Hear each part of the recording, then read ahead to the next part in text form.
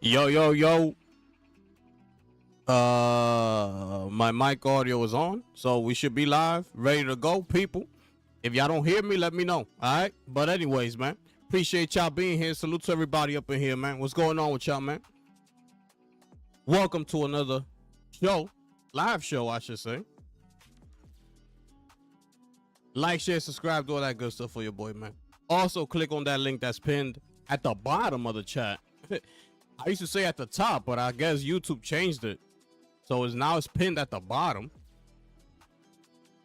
Gives you exclusive access to become an official sponsor of the channel for as low as 99 cents a month, ladies and gentlemen. My goodness. Holla at your boy, man. What's going on?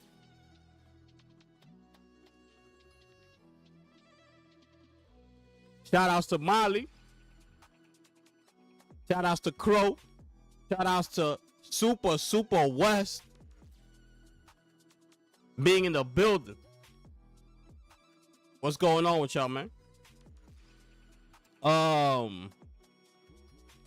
I didn't put it in the title, but there's a lot of information regarding Modern Warfare, regarding Call of Duty that's just dropping, like literally, like right now.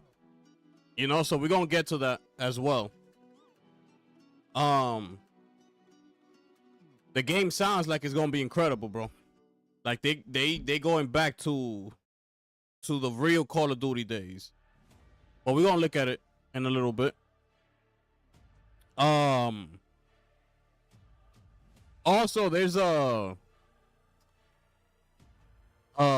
you call it? A Witcher 3 Blood and Wine 10th anniversary stream. But we're not gonna watch that. We're not gonna watch that. I guess they're just like reminiscing since it's the 10th year anniversary, so they're just like talking about it and things like that. So we're not gonna watch it. But yeah.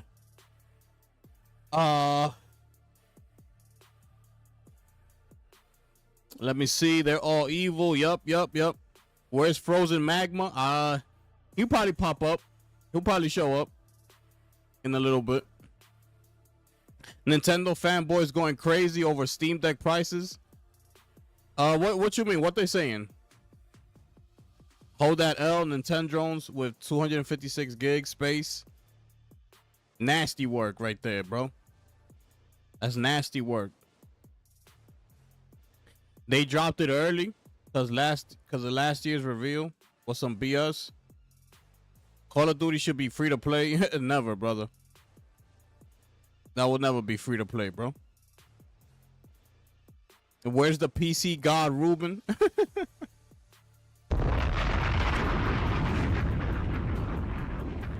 Oh man, this guy is crazy, bro.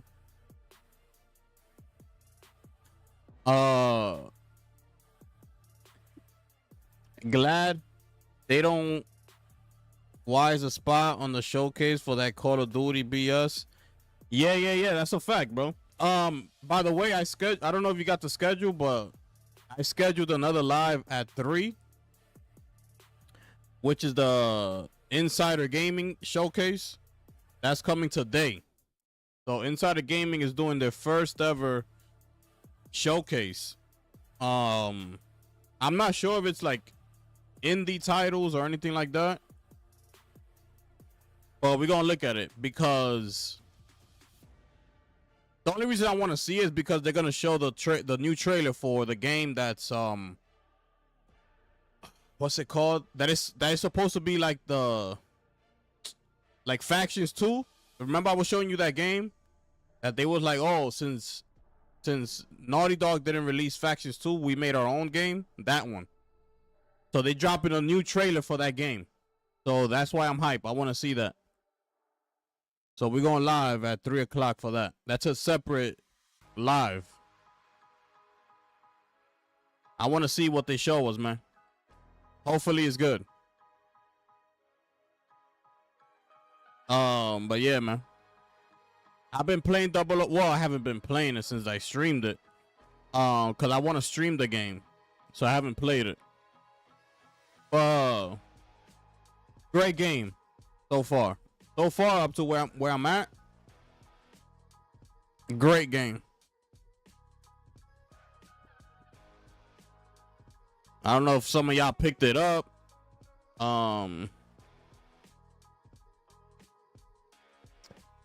But yeah, man, if y'all did, let me know how y'all feeling about that game, man. Is it true 007 is 720p on the PS5? Sheesh. I didn't hear about that. If it is true, then damn. I mean, damn.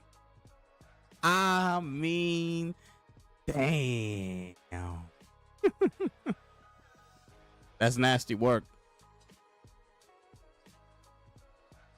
That's nasty work right there, man. Know what I mean? Yo, Ruben, what's good, brother? COD should be exclusive to Xbox? Absolutely not, bro. You crazy?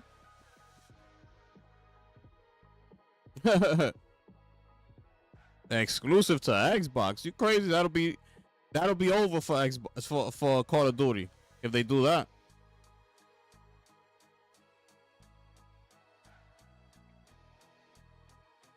People like to copy Last of Us. Remember the day before? Yeah. I remember that. Crazy ass scam. No, but let's see. This developer seems like they're actually trying to do it. You know what I'm saying? So, and this is a fully, I believe it's a fully like online multiplayer game. Like it's not like with a campaign or anything like that, if I'm not mistaken. But we're gonna see today. Where's my watch? Hold on, let me tell me I gotta bring my watch.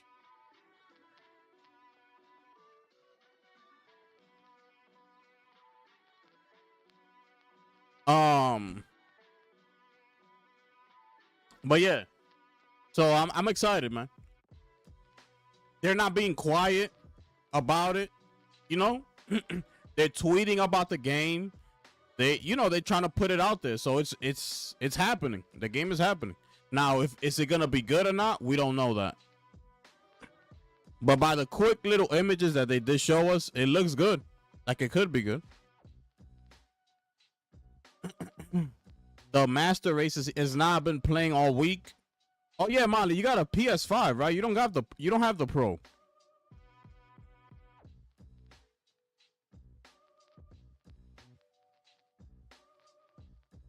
Is it true? Is it true or not?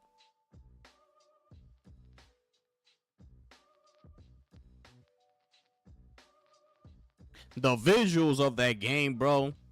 Like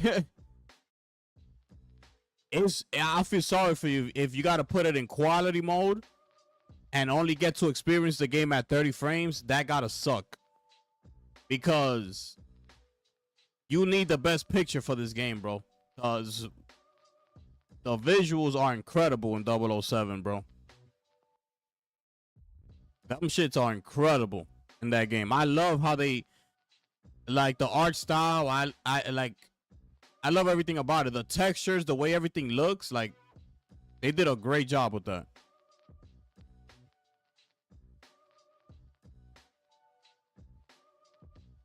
PS5 Pro is 1080p for 60. Huh? Oh. Oh my. I got it. Don't worry. But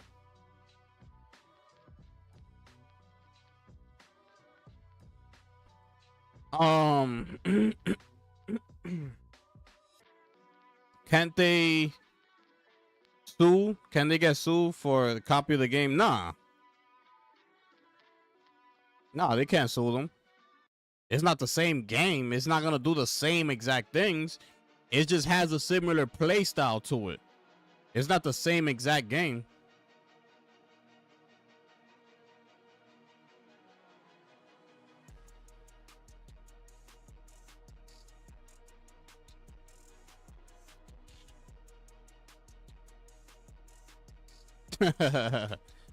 Oh, snap.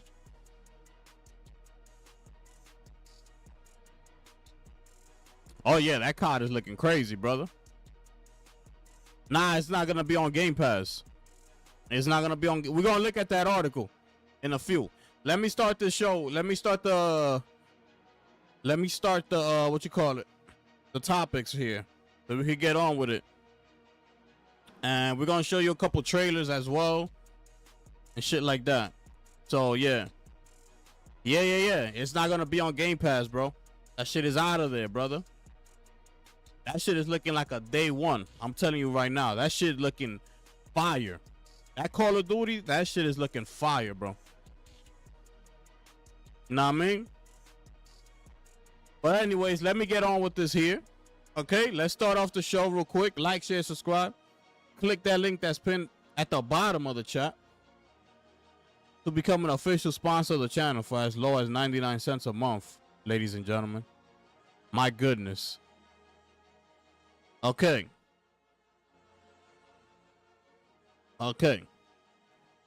So let's get on with it. So with the first topic here, we're gonna start with the main topic of today's show, which is, of course, Valve officially raising the Steam Deck price by up to 45%, bro.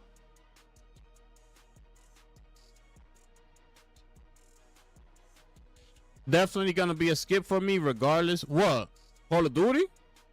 Call of Duty looking fire, bro. I'm gonna show it to you. Call of Duty looking fire, bro. I don't know, bro. That shit look crazy. So here it is right here.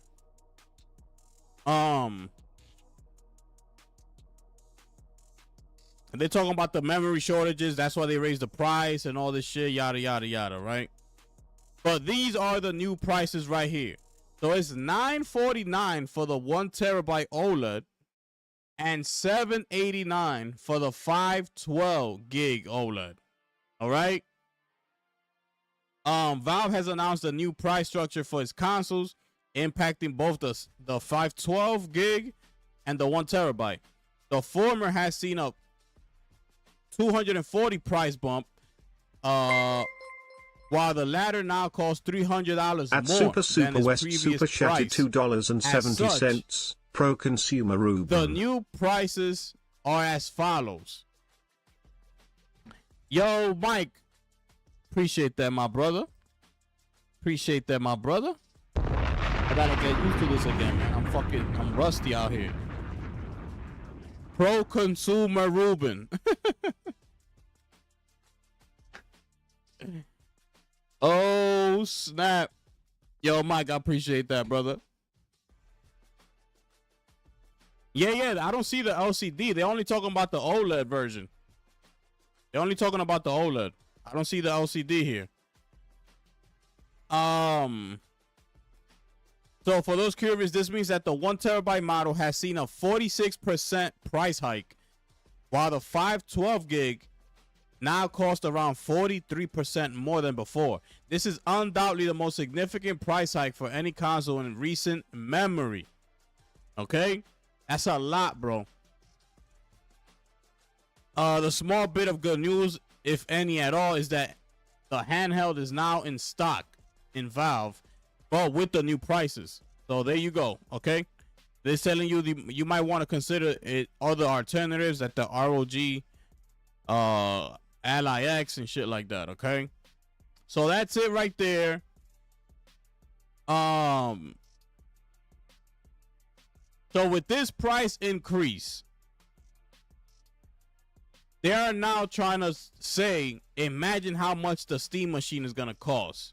It should be well over $1,000 at this point. We're looking at the Steam Deck going up to nearly $1,000, basically. You know what I'm saying? Where would that put the Steam machine at?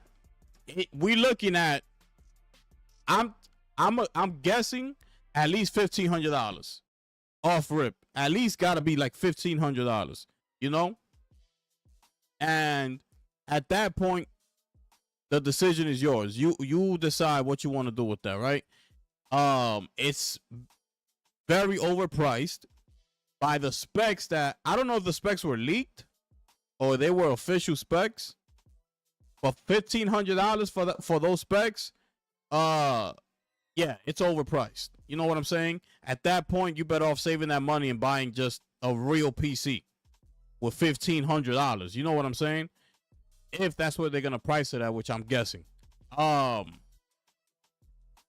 needless to say, you know, everything is going up. You see what I'm saying? All this RAM shortages, all this BS. Oh, there's not enough this, there's not enough that.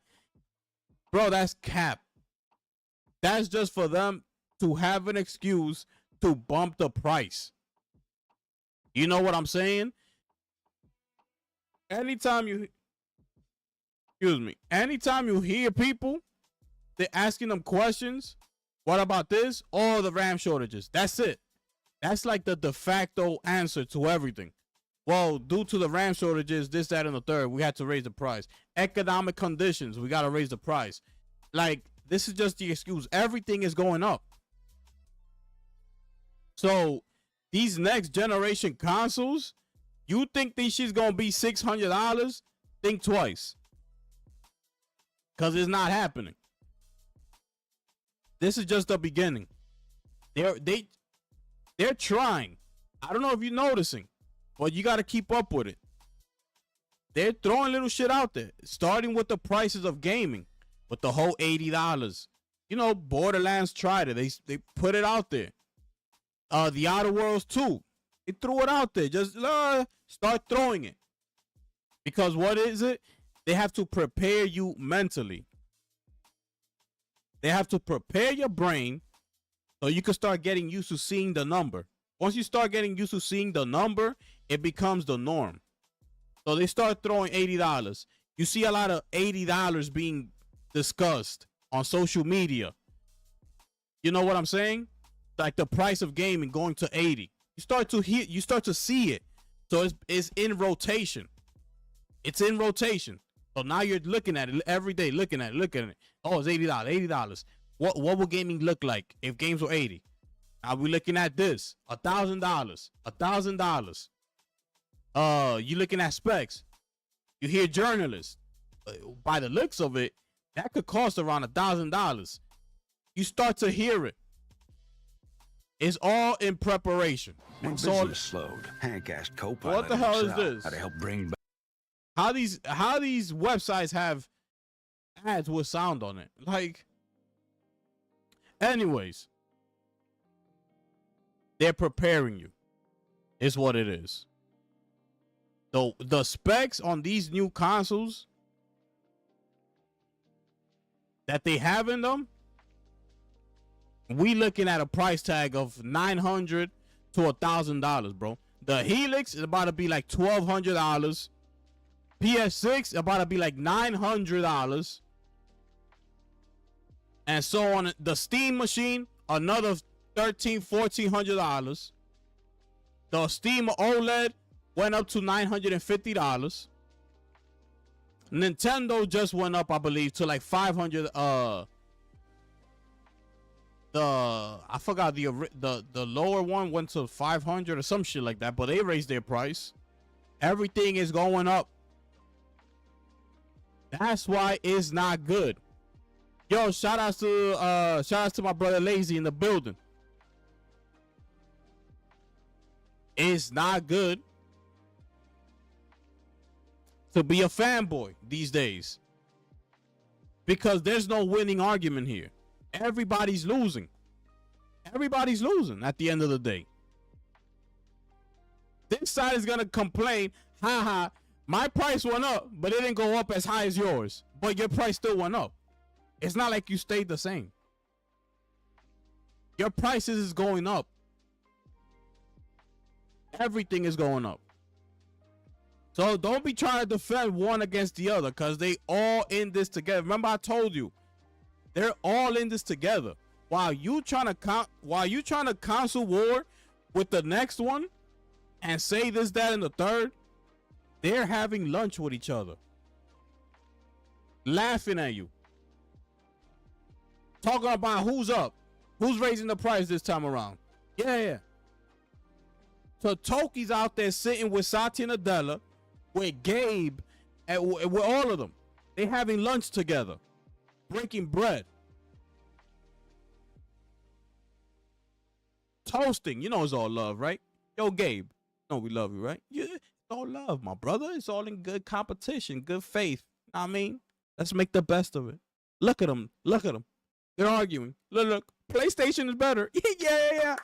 Bro, they laughing at you. Raise the price. Raise it. They're going to buy it anyway. You just raise it. It's not good. It's not good. You're going to get caught up in this whole mix without even realizing it. Imagine I stayed a PlayStation fanboy all this time. Imagine me trying to defend like all this time. Like defend.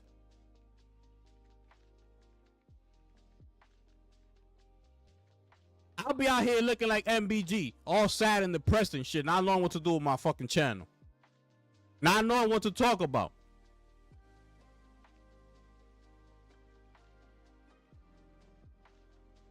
You know what I mean? I'll be out here looking like J-Tech TV, talking about blaming PC why PlayStation hasn't put out content this generation.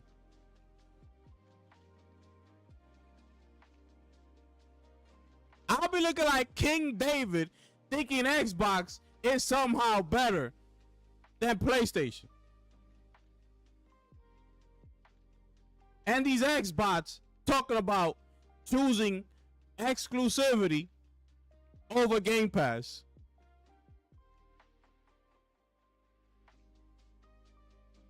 It's ridiculous. It's ridiculous. That shit is sad and depressing, bro. It's depressing.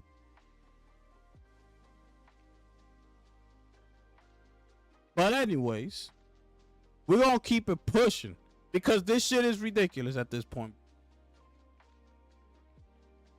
The community is in shambles.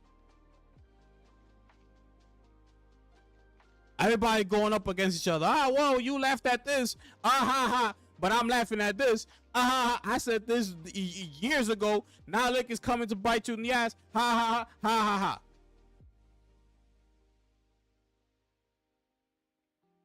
And here we are, $1,000 PS6, $1,200 Helix, $1,500, $1,400 Steam machine, and so on and so on. $80 games about to pop up for the next generation consoles. That shit is coming, bro. It's coming. That's what they did with this generation. They raised it to 70. Oh, this is next gen. This is next gen. You know, this ain't PS4 no more. This is an Xbox One.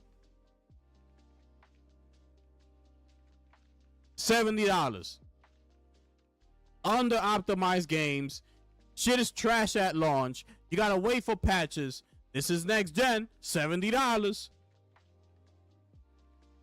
But y'all want to sit here and tell everybody to pay for their games. And when PC gamers start pirating their games, y'all want to blame them for low sales and shit. The game was trash. But you okay with me dropping my money, right? And I'm not saying I pirate because I don't know how to do the shit. But the game is trash. And you're happy that I paid my full $70 because I did it regardless of whether the game was trash or not. I gotta go and do it their way.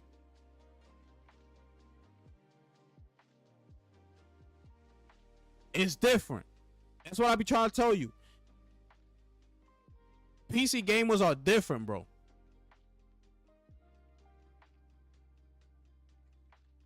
But anyways, $80 games is already here. Facts. When do PC go up against PlayStation? And why?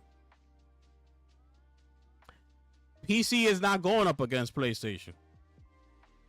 You know what I'm saying? It's not going up against. It's just the environment. It's just the community that puts it that way. What does PC have to do with PlayStation? PC don't make games. Like, they don't. Steam. If you're talking about Steam, that's a storefront, right? They sell games there. PlayStation decided to put their game there. What does Steam have to do with that? PlayStation decided to put their games there. Take the 30%. Steam got nothing to do with that. This is all a console war because PlayStation gamers don't want their games there, so they can say, ha ha, go buy a PlayStation.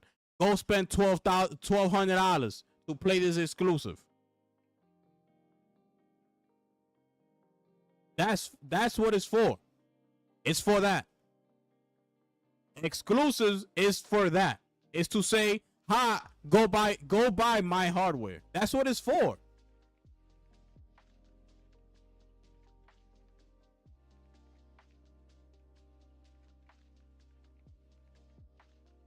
This is why you should stop buying games like the deluxe version. That's what you're saying? Like, yeah. You're right about that. You're definitely right about that.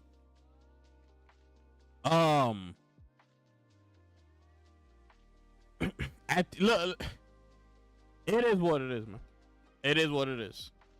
Everybody gonna do what they want to do anyways. I'm just here to speak my piece on that whole shit. And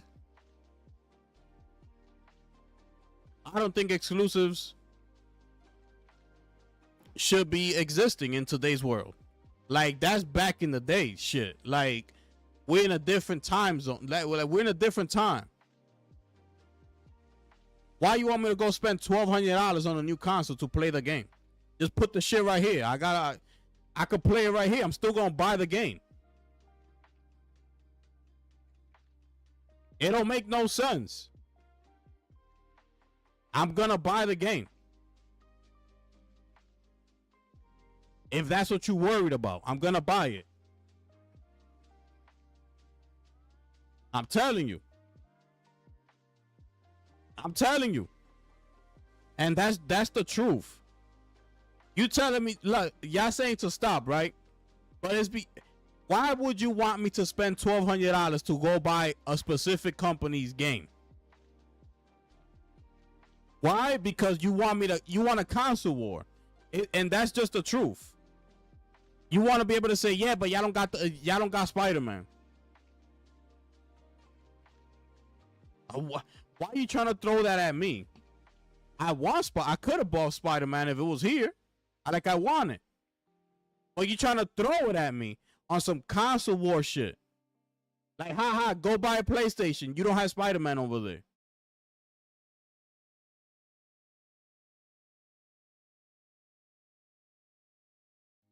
I disagree with price raising. It's a more incentive to actually have exclusives. How else would you have a reason to own the platform? Bro, PlayStation, like I said, is gonna sell. PlayStation's gonna sell regardless. This how stuff always been. Clearly, nothing's the same anymore. And that's not only in gaming. Nothing is the same no more. Nothing. Everything is different. We could say that almost about everything. Damn, that's how it used to be back in the day. It's not like that no more.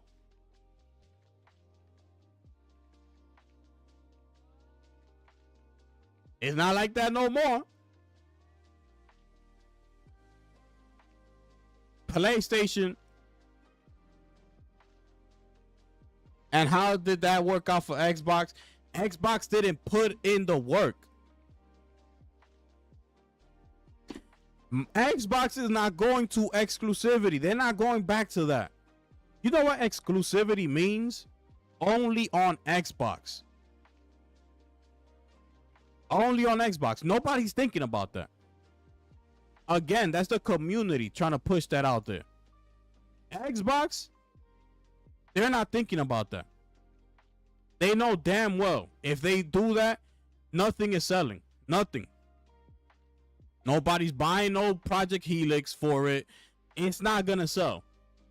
you might as well shut the shit down. They can't do that. They can't afford to do it. So they're not doing that. Especially looking at the sales from Forza. You look at Forza on Steam, over 300,000 concurrent players with the premium edition at that. How can you throw that away, bro? Like, I'm just being honest. How can you throw that type of money away?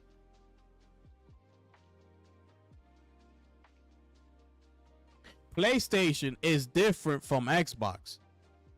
Xbox had a little run that all of a sudden blew up in the community. And now all of a sudden people thought that they're competition to PlayStation. That's what you're not understanding. There was never competition to PlayStation. Never. At any point. You could say what you want with the 360. You can't say a one-time thing is competition to something that's been out for so long. You can't do that. I've been winning championships for 3 years in a row. Here comes one team that wins it on the 4th year, and all of a sudden they're competition to me. But I came back the 5th year and won the championship. I came back the 6th year and won the championship again. So because you won the championship that 1 year, that makes you competition to me. I should be scared of you. That's what you're telling me. That's what you're telling me. Because that's what happened. I got to put it to you in those terms. I've won 3 in a row. You won the 4th year. I won the next 2. You're not competition to me. Okay? So that's why Xbox ended up there. Because they never knew what they were doing to begin with. And that's why I never liked Microsoft. I'm not an Xbox fan. I would never tell you that Xbox is a competition, because they never were. They never were.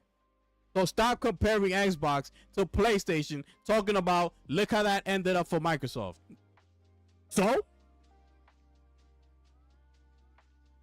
they don't got the connection that PlayStation does. Sony worked for this.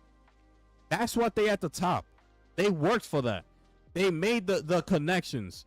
They build the relationships with everybody. They put plans in place. They had smart people at certain positions within the company to make the smart decisions. They did all that. They earned it. They earned all that.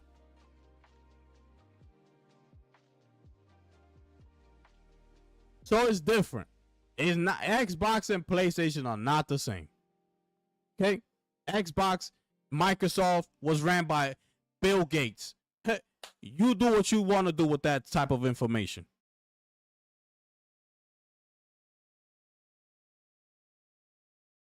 They not on the same level.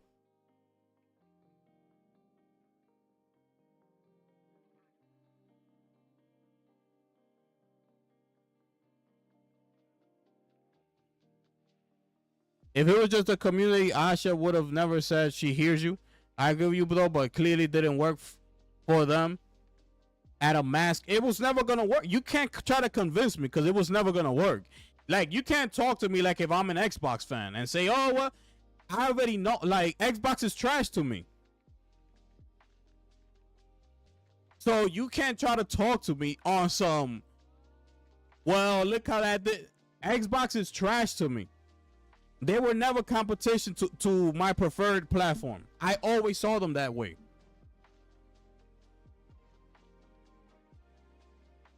So it was never going to work.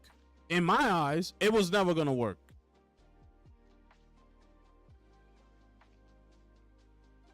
So there that goes.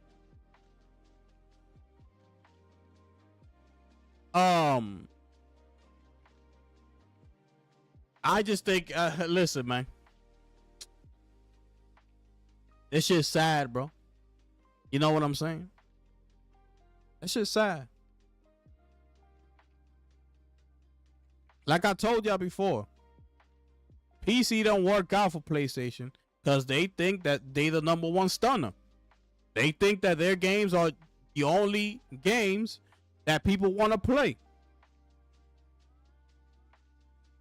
I told y'all this already. You trying to bring a game to my platform 3 years later and pay full price for that game. Like if your shit don't stink. Their strategy with the whole shit has been wrong from the beginning. And that's why it failed. And no, this shit did not take away Sony's focus on creating content for this generation. You know who did that? Jimbo. AKA Jim Ryan. That's who did that. Okay? Not the PC ports. Jim Ryan did that. Yeah, I know, Mike. I saw it, but they're talking about like the old DLC that came out like 10 years ago, I believe it was. Like they're just celebrating that. The new trailer for the new DLC, I believe, is coming. I forgot when they said, but it's not today. It's not today. That thing that you're seeing is something else. It's like a round table and they talking about it and shit like that. I looked at it. I was like, should I stream this? Nah, I'm good. I'm good.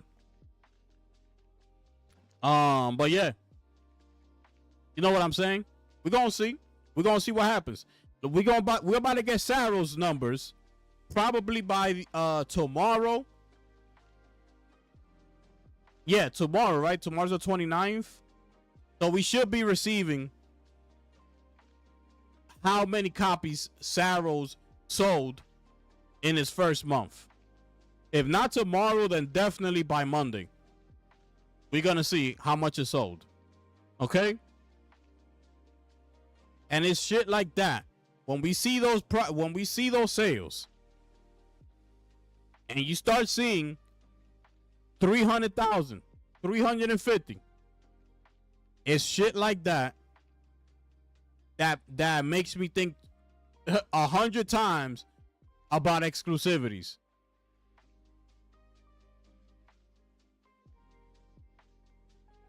So we're gonna wait. Two things can be true at once. A lot of people feel like PS5 had no exclusives and no games because all their games was going to PC. No, that's not true. That's not true. That is not the reason, bro. That's cope right there. You just trying to put an excuse on something that you already know the answer to. That's what that is. That's a fanboy talking when you see shit like that. Because this is why they brought in Nixes. It was for those purposes, to port it to PC. While the main studios is now focusing on their next game. That is so false, bro. That is so false. So, I don't know who you heard that from, bro. I don't know who's saying that. If you could give me specific names, because I don't know who you're talking about, and I don't like to, just be sitting up here, like your other content creators who don't like to say names and shit. I don't care. I say names. You know what I'm saying? But that's a lie, bro. It's a lie, bro. How can you lose focus of creating a game from your next studio when you hired another studio in Nixes who was hired specifically to port the game to PC? The games come over a year later to PC, right? Right. So what does that do? Nixes takes the game and starts working on the port. Therefore, the main studio who made that game has nothing to do with that. Go ahead, Nixes. Do your thing. I gotta focus on my next game. How does that take my focus off of here when Knicks is doing this? I don't get it. It don't cost them anything to port it over there. So what are we talking about?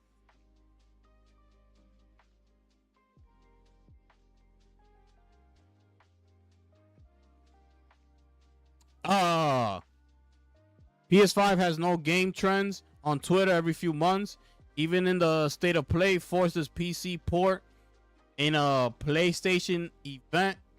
Listen, they gotta try to expand. All right, whether you like it or not, PlayStation, that corporation, Sony, they made the decision at the end of the day.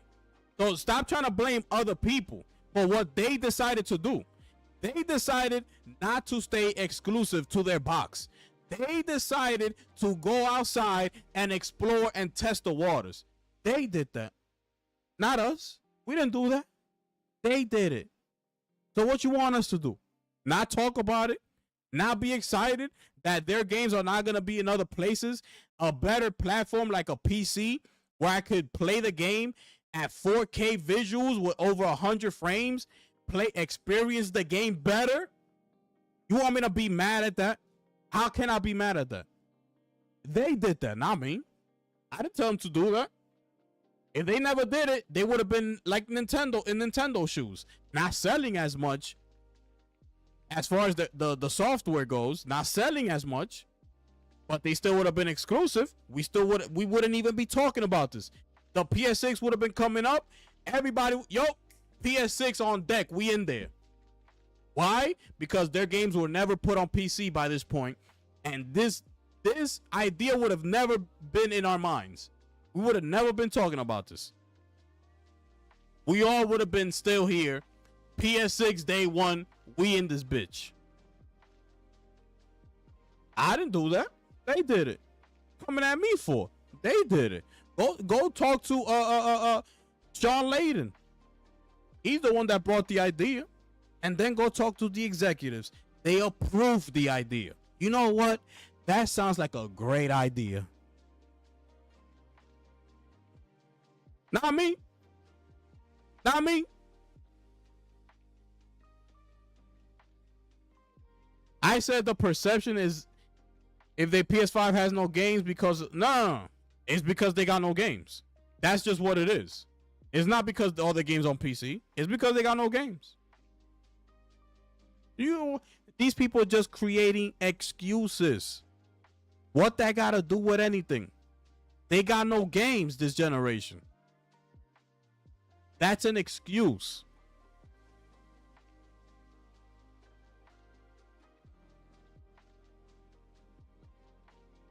And then you talk about remakes, they go ahead and close Blue Point. You can be excited, but at the cost of the console. And saying there's no point of getting a PS5. Yeah, but you're not the average consumer. The average consumer is not saying there's no point of getting a PS5. They know that the PS5 is the superior console out there. They're not saying, yo, there's no point to getting a PS5.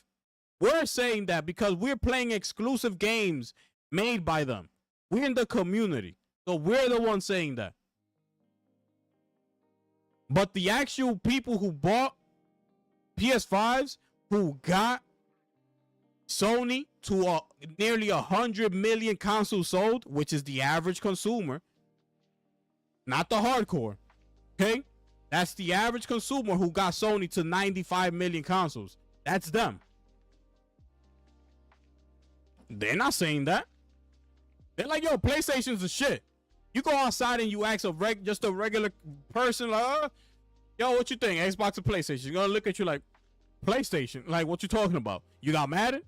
Trying to run it? What's this question about? You ask anybody, and I mean anybody outside of this community, just the regular people. Yo, trying to get a PS5 or what? Yo, I'm trying to get that shit, bro. That shit look crazy.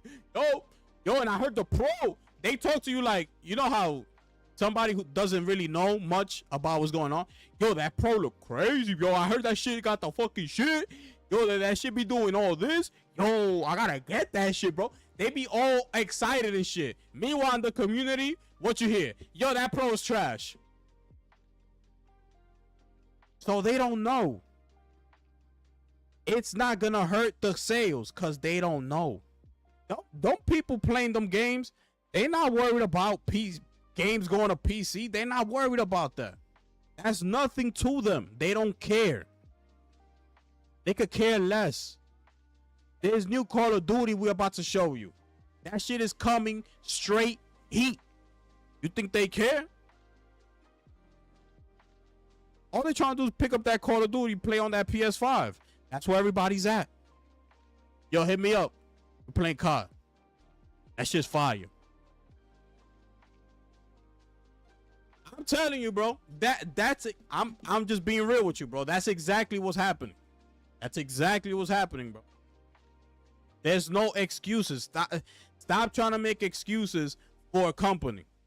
Stop doing that. They got people in place to make decisions. They make decisions, and it is what it is. Everything else is gonna fall in line after that. You decide to go to PC, that's on you.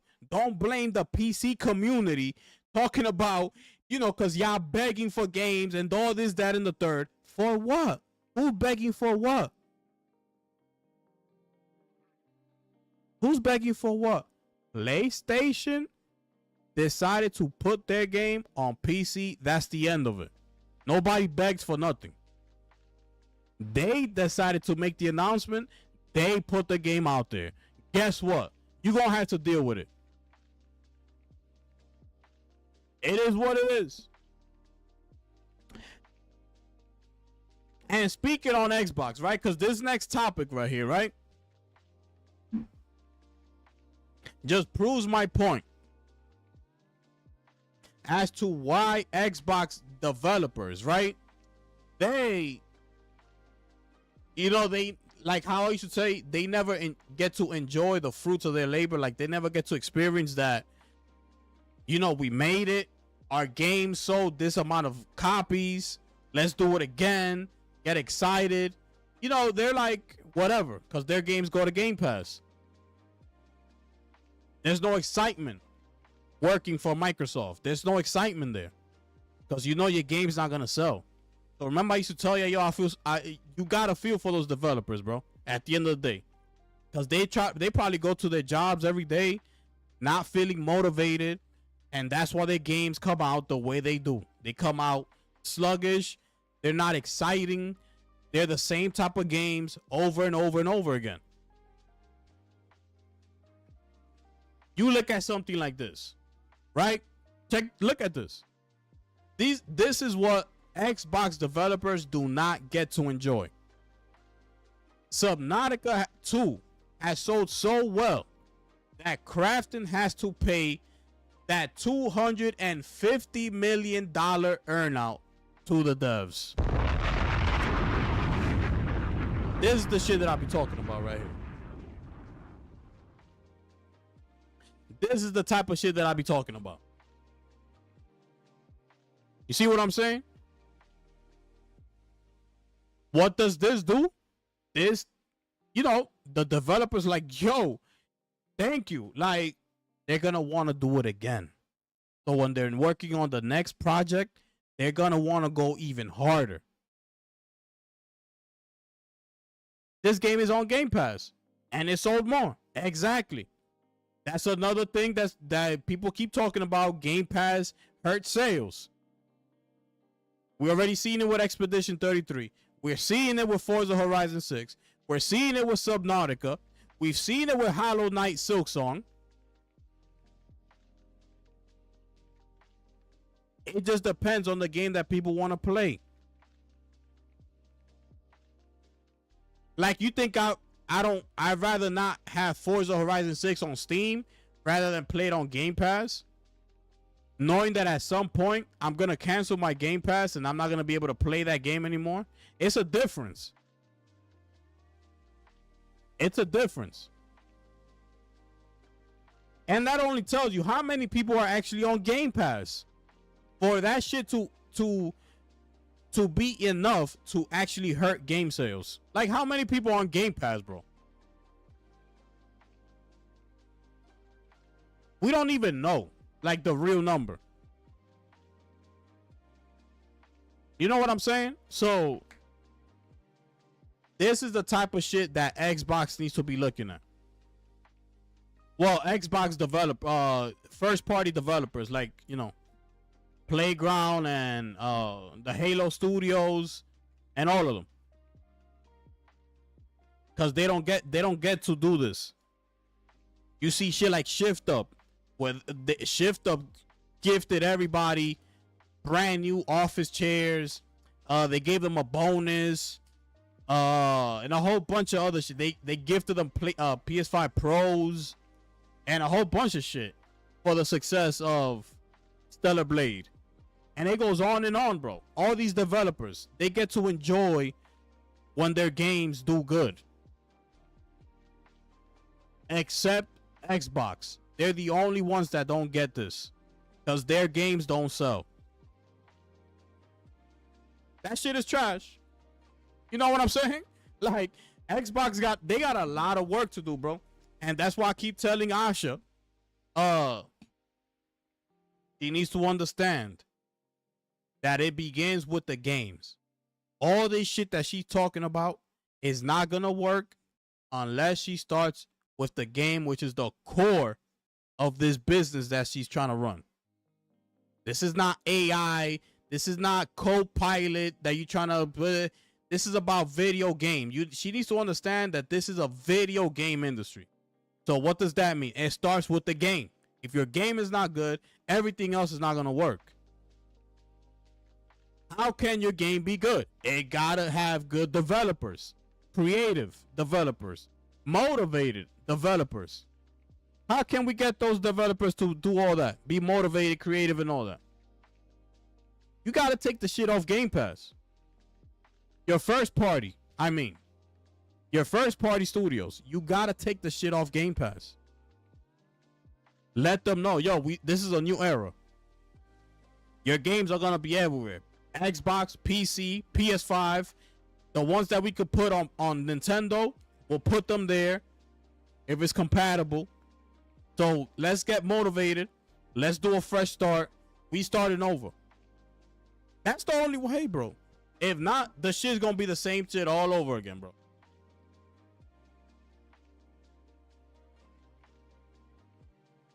No. As a consumer, me. Yeah, I want them on Game Pass. 100% I do. But if they want better games to come out of their camp, they need to do that. They can't keep them games there. If it's gonna be the same rotation over and over. Nobody's on Game Pass anyway, bro. So the nightmare to what? There's nobody on Game Pass. The games are selling on Steam and they're selling on PS5. If Xbox people don't want to buy their own game, that's on them. They weren't going to buy them if they were on Game Pass anyway. Why not take them off and actually see if they actually go and buy it?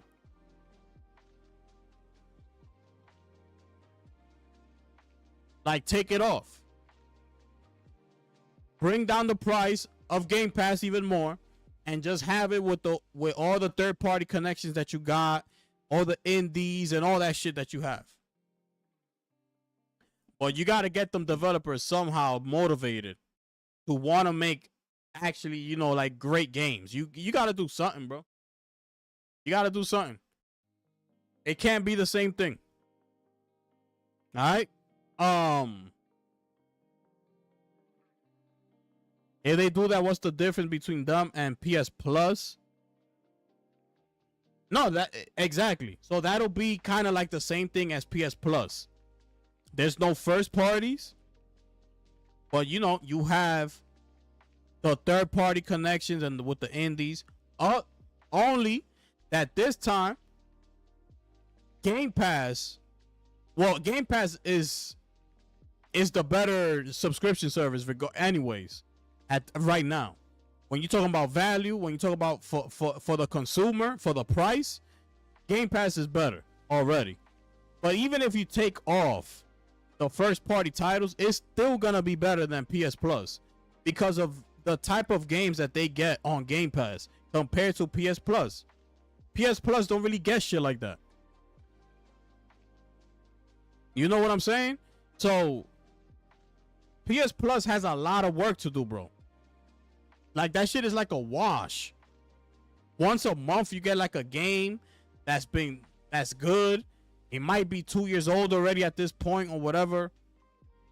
But you compare it to Game Pass. Game Pass has a whole bunch of games, bro. And it's not even close. Okay, it's not even close. Oh. Take you over now to Destiny 3 because apparently there's been a petition being thrown out there. So you take first party off Game Pass. Is that the same thing for PlayStation with PC? No, that's not the same thing, bro. That's not the same. Fans are desperate for Destiny 3. At the time of writing, which is what? May 25th. So that was this is 3 days ago. Destiny 3 has surpassed 170,000 signatures, with the number continuing to grow. Let me see. Let me see if I can find what numbers that on right now.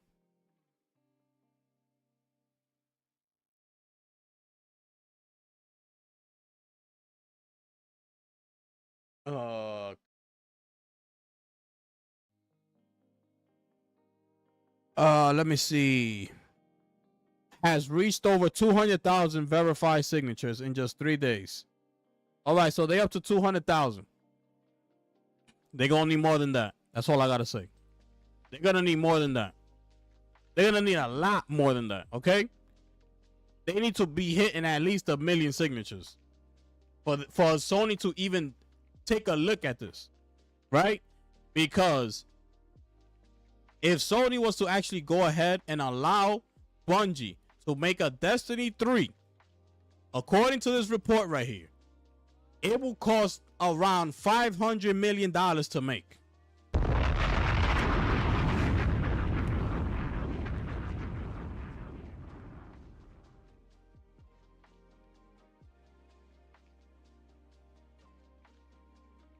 AKA, the shit ain't happening. Okay? Sorry to break it to the Destiny community out there. This shit ain't happening. They have now, by the way, this motherfucker has his own YouTube channel, by the way.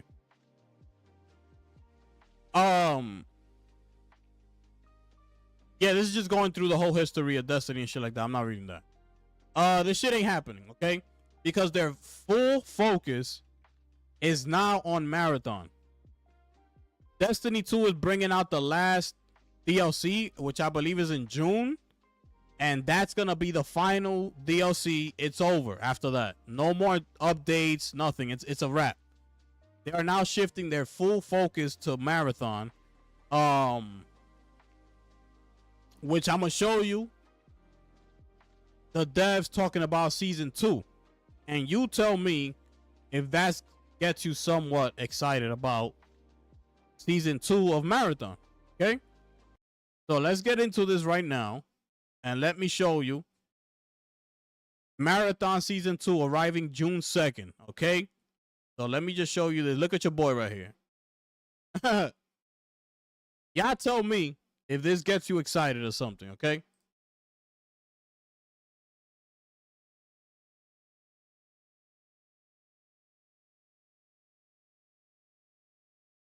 Feel like we've been able to kind of recapture the magic of like week 1 of Marathon launch. Everything is new. You don't know what's valuable yet. That feeling of discovery is going to be exciting and kind of push you to new stories and new journeys along your seasonal progression. The core thing we think about is how is that journey going to be interesting and fresh, and how is it going to provide players different choices? I think it's going to be a really exciting time for people to sort of like chart a new course and sort of like finding their own new path. By the way, I'm gonna show you now.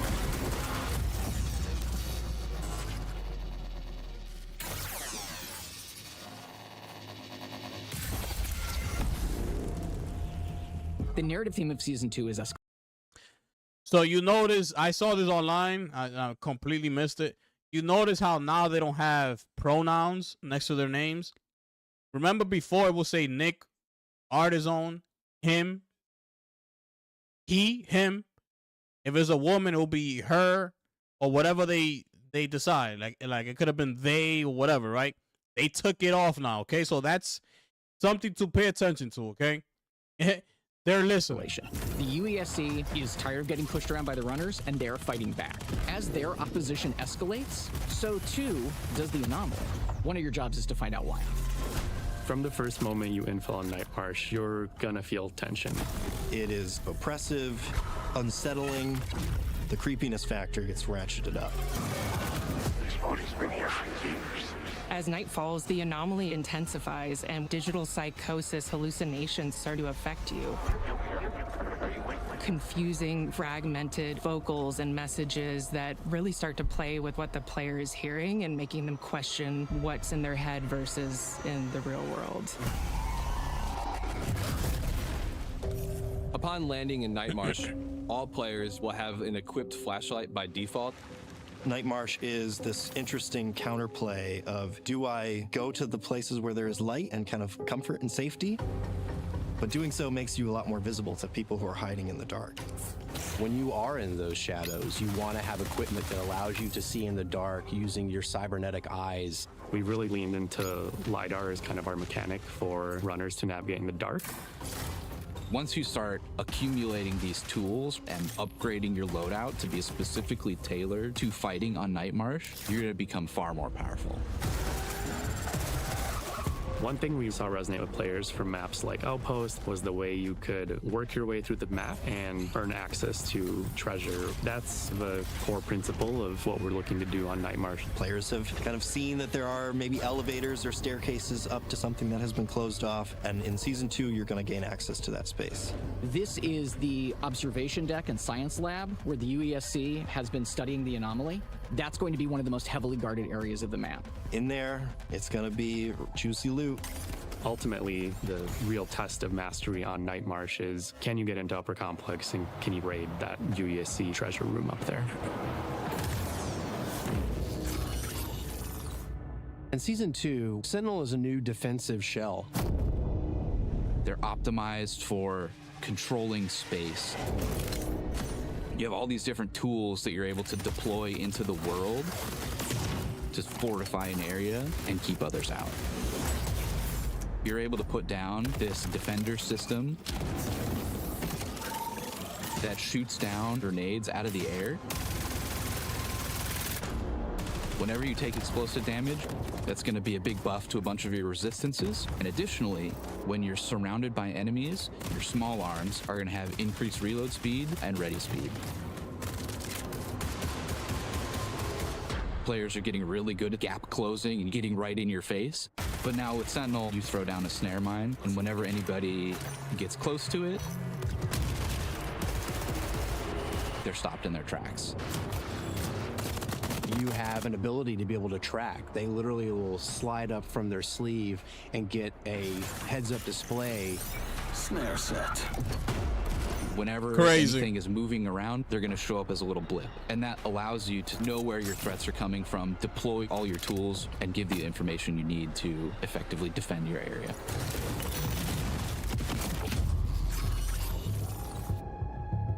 The seasonal reset allows us to change the journey of the things that you're going to care about. Just because you experienced it in Season 1 doesn't mean it's going to play out the same way in Season 2.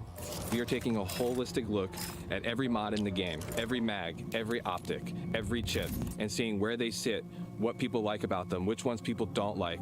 We're flipping implants on their head. Now an implant is going to be perk first, stats second. You look at the name of the implant, and that's what the perk is. That's what it does. We're also going in and changing the rarity and the drop rate of some of these things. So a weapon you maybe got real used to seeing in Season 1, you might find a little less often in Season 2, and you're going to have to form a relationship with a new old reliable. There are going to be 2 new weapons being added to the sandbox. First one is the KKV. It's a small arms SMG. That gun is fucking crazy. Suppressor, and it is excellent at just mowing down anything immediately right in front of you. Shotgun Look how fast that shit is.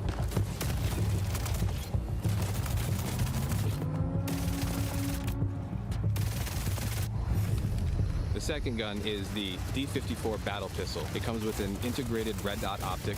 We really see this as an excellent 1v1 strafe dueling weapon.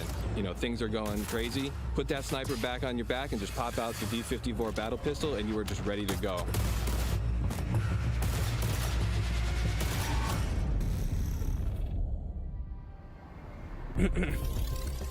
In Season 2, everyone gets this fresh start, and they have a chance to go back through that journey from zero to hero. It allows us as designers to look at what we did and say, hey, how could we do this better? We've taken a look at a lot of our contracts, like in a single run, heavy traversal. I know everyone loves going from bio to field maintenance. How do we still keep the magic, but just remove some of those That music is so frustrations where fire. It feels like you're throwing yourself against the wall. We're looking at things like material costs and how you're earning faction reputation, how you're earning it as a solo, how you're earning it as a crew. One of our big goals is that most Marathon players can actually max out their faction upgrades and get to VIP ranks. You're our ticket, our dead of night infiltrator. What we're really ultimately looking to Look do at your boy, look at your is boy. make it so we're alleviating all of those challenges that might Oh, be blocking Joey! you from continuing to grow inside of the game. Oh, Joey! In Season 1, everything was tied to faction upgrades. If you want extra melee damage, you were having to rank up Arachne. With the Cradle, you get a single screen with all the runner shell stats, and you're able to pick how you're distributing points. Cradle XP comes from smashing down gear that you don't care about. You can batch, select a whole bunch of stuff, turn it into Cradle XP, and now you've got more stats for your runners. If you want to be the fastest runner on Tau Ceti, you can just go all in on agility right from the start. And we're not gonna penalize you for wanting to reset. If you wanna pull all your stats out of one and put it into something else, you can. That system is going to give players, I think, a lot more freedom to pick and choose how and what they want to upgrade than the faction upgrade system offered previously. As we're continuing to build seasons in the future, not just Season 2, but Season 3 and Season 4, we're going to keep hammering at how do we make it so everyone really appreciates that survival journey better. What can we improve? How can we shift this experience to just be cooler, just be more fun? I want to be able to have our game be this launching point into a whole bunch of different experiences and stories that players can have. That's sort of where it's leading to, is sort of how do we discover new frontiers for that gameplay. That gun is fucking crazy.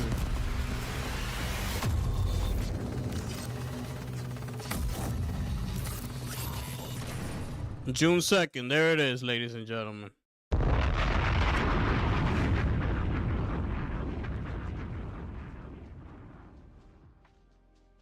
What y'all thought? Oh God. Yeah, it's over, Mike. It's over for Destiny. We back.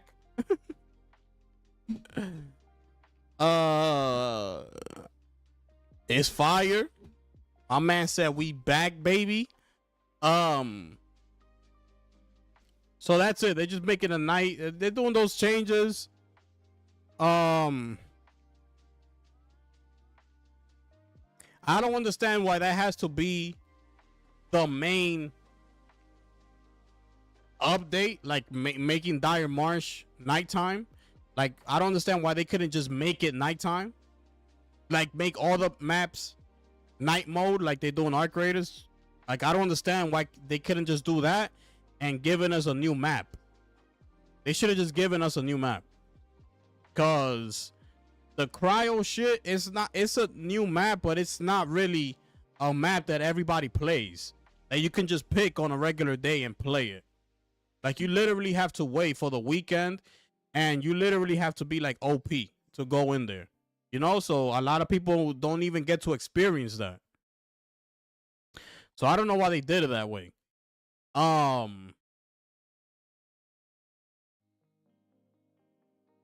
But yeah, that's the new update right there, coming June 2nd. And it's going to be free. Hold on. So for people who don't have the game, it's going to be free to play for 1 week from June 2nd to June 9th. Okay? So you have access to the full game for free with all the progression carrying over if you purchase the game afterwards.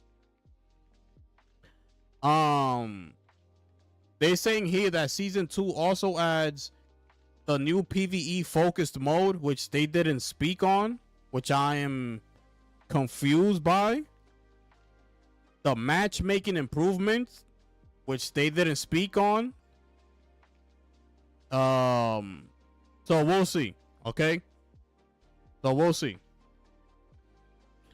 We'll be trying it out. We'll be seeing how the changes look and shit like that. Okay. Is Duo Q permanently in? I believe it is. I will have to boot up the game to see if it's still there, but I think it is. Oh, the new class? Yeah, the new class looks like something that everybody's gonna use. Because the shit that you can do is like, it's fire. You know?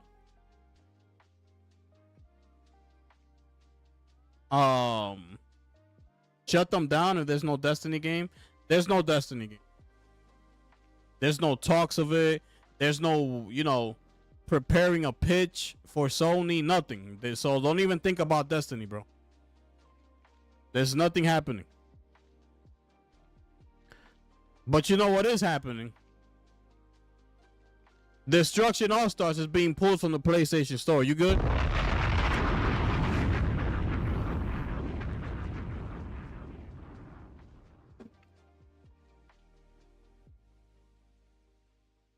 So it's being pulled from the store.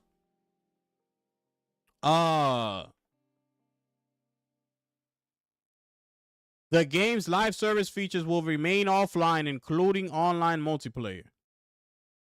The single player mode stays until November. Okay? Beyond that, solo arcade modes will stick around, but with limited functionality. So it's a wrap for Destruction All-Stars. For those of y'all playing this, it's over. You know what I'm saying? It's over. Bro, I got this game for Destiny 3. You see, you can't... You gotta understand, Mike. You can't do that. When you see people saying, yo, let's support this game so we can send them a message and therefore they might start working on this game, stop doing that. Because you supporting Marathon does not lead to the creation of Destiny 3. It don't do that. Stop doing that.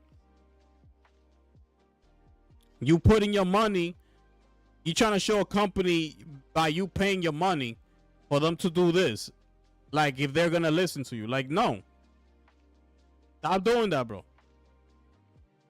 If they want Destiny, if they wanted Destiny, they should have been doing those petitions from the jump. You know what I'm saying? They should have been putting something out there, letting the people know, like, yo, we want something with Destiny or whatever. But putting your money to let them know, like, oh, here, like, let's say Marathon sold 10 million copies. That's not sending a Sony a message to go work on Destiny 3. That's not what that's doing. They're gonna do what they want, you know, and it tells you, because of the community that Destiny has, it shows you. Why not just go and work on a Destiny 3, right? It leaves people confused. Because that's like guaranteed money at the end of the day. But I also understand why Bungie went and did Marathon. You know, they wanted to revive one of their older IPs that they've worked on many, many years ago. And it's fine, bro. It's completely fine. The shit is the amount of money they spent on it and the flop that it is. That's the problem here. The amount of money they spent on buying Bungie for 3.6, the amount of money they spending on creating Marathon, which is over $300 million. I need to remind you, the budget keeps going up because it's a live service game. They need to keep adding new content to the game. That means more money into the game. Okay? So that 300 million that you hear right now is not going to be the same 300 million 8 months from today. The budget goes up. It's a flop. They're losing money, losing money. All that's going to do is get Sony frustrated. Not tell them, drop Marathon, go work on Destiny 3. That's not how that works. They're just going to get frustrated by the loss of money. And they're going to want to shut them down. That's what's going to happen. We might not see another, under Sony, we might not see another Bungie game. Like, this could be it. It's over. Unless they sell them to another company or something. This right here could be it. And it should be it. Because they didn't listen. They had everything going in the game, bro. They just made the wrong game. This shit would have had a campaign with the type of cinematics they had, the visuals, the gameplay and all this shit going for them, the lore of the Marathon ship and all that, especially now in today's world that, you know, aliens are, the UFO files is coming out, you know, you look at Disclosure Day, that shit's coming with the whole alien shit. It's so much. And Marathon has that lore. So they could have definitely gone a different direction. And this game could have been a smash hit, bro. It could have been a smash. But they decided to make the wrong game. They made with extraction shooter. And on top of that, it's a sweaty ass extraction. Where it's like, bruh, people just not gonna do it, bro. And it is what it is. And look at us what we at today. So that's it for that right there. We're gonna continue on. Because we finally received word from one of Sony's first party studios. Finally. Could we see this at the State of Play next week? Maybe. Ladies and gentlemen, Media Molecule has finally shown up, ladies and gentlemen. And they're saying here, the creative director, Mark Healy, stated that the project is more of a game than a creative tool, hinting at a traditional experience unlike their latest release. Also, it says here, according to the CV, the developer is the feature owner, main contact holder of various open world content within the title. Okay, so they're hinting at this game might be an open world game, basically. Okay, and it's about damn time. It's about damn time. Hopefully we get something at the State of Play. Hopefully we get something, you know, some sort of announcement, anything, you know, anything about them. We need to hear more about their first party studios. Okay? Mike says, fuck them. Wait, has Gifted asked where the fuck Corey Barlog at? Nah. And I'm not gonna do it. Not today. I'm gonna wait till Tuesday. Okay, Tuesday is gonna be a big day, people. The state of play. Tuesday is gonna be a big day, so pull up.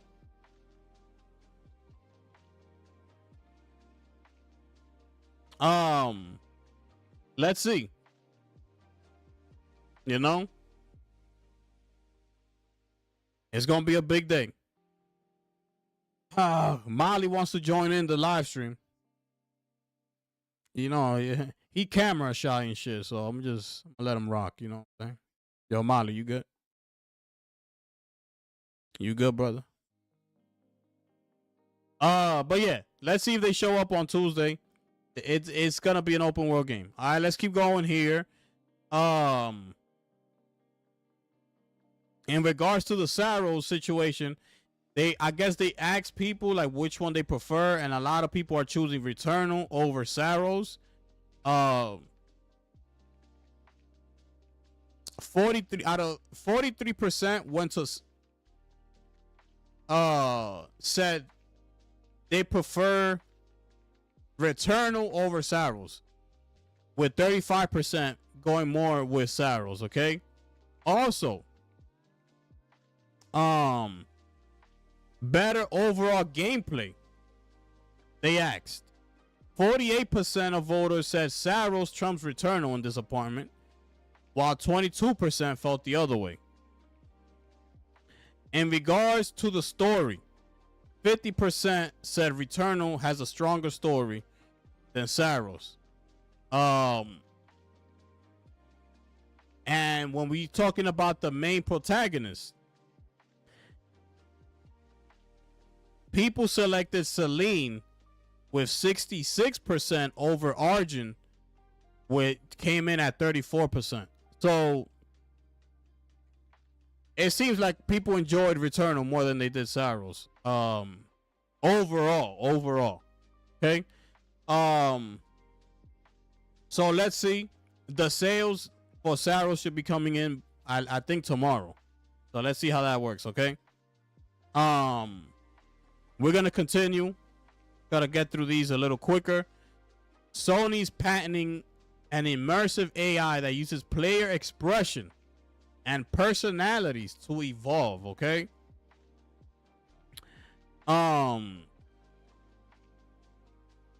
They discuss it here. The idea is to track player moods and expressions through microphones and cameras to allow NPCs to mimic their behavior. This could lead to a scenario where a player feels excited after beating a boss and the NPC joins in the excitement. Sony also discusses the idea of using streamers and content creators to train NPCs. This could allow more advanced NPCs that mimic specific personalities while allowing gamers to interact with them. Ultimately, Sony's goal with this patent is to create NPCs so realistic that players feel like they're interacting with real people. All right, so that's it right there. Y'all let me know how y'all feel about this patent right here. All this shit is coming to PS6, people. All right, all this shit is coming to the PS6. How much the PS6 gonna cost?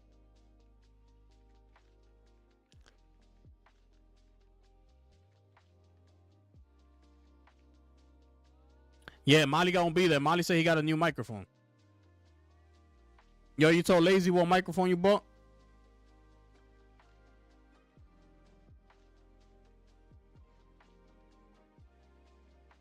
Yeah, no camera though, Lazy. He's camera shy, he said.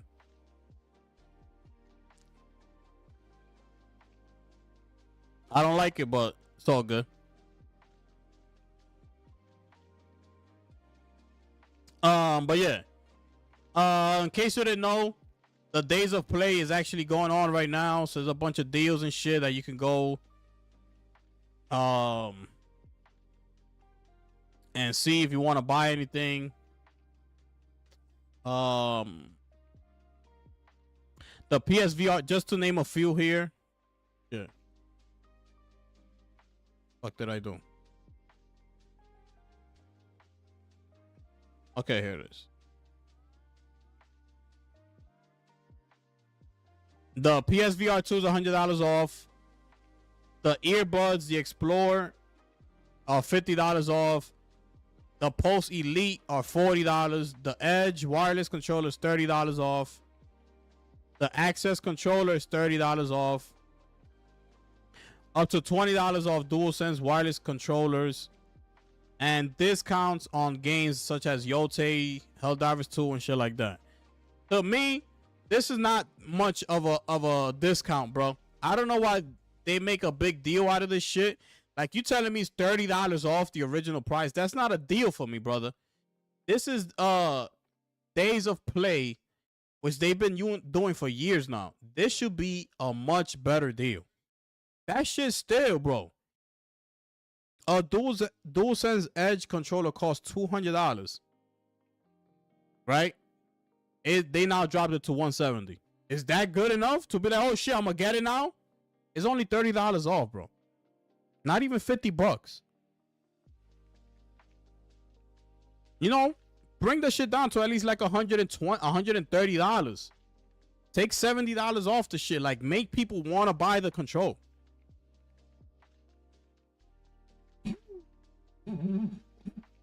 So, to me, this is not much of a deal to me. Okay, so it is what it is. Let's keep moving. The Witcher 3 is coming out with a DLC. Okay, I'm pretty sure you heard of it.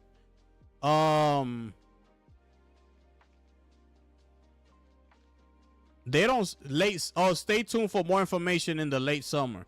So they just announced it, okay? So we're gonna get more information this summer. But they did drop the new Witcher 3 minimum system requirements. You do need Windows 11. But nothing crazy, right? You're looking at a GTX 1000 series with an i5 or Ryzen 5, okay? To 6 gigs of RAM, 12 gigs of RAM, 70 gigs of storage. So there it is. For you Witcher fans out there, be ready. Now it's coming. It's coming. No camera, massive L, facts. I agree. Lazy, are you gonna be with Gifted on the stream like last State of Play? Lazy is more than welcome to be there if he wants to. You know what I'm saying? Oh, but you only put it for 2, right? You might have to do a thing that has 3 people on camera. But I think the one you did is only for 2 people. If you're trying to be there.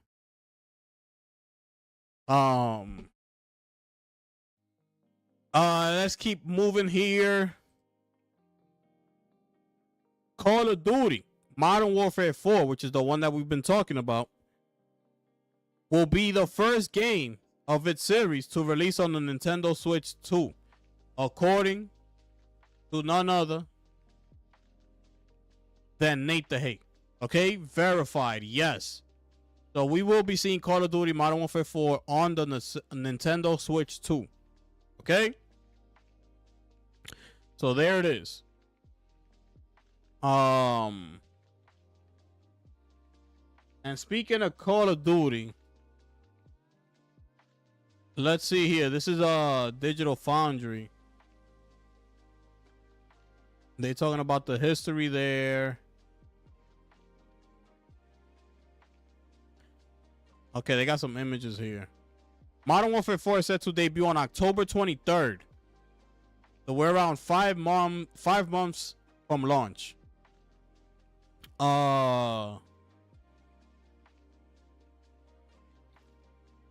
The game won't be coming to Game Pass, okay, as well. And it's gonna be on Switch too. All the multiplayer changes include more physics-based interactables like fire hydrants, CS2 style volumetric smoke, I don't know what that means. More grounded movement. A gunny system that looks to suggest weapon customization and loadout changes. Multiple prestige paths and apex attachments. As well as 12 core 6v6 maps. Plus dedicated small or large maps for different modes.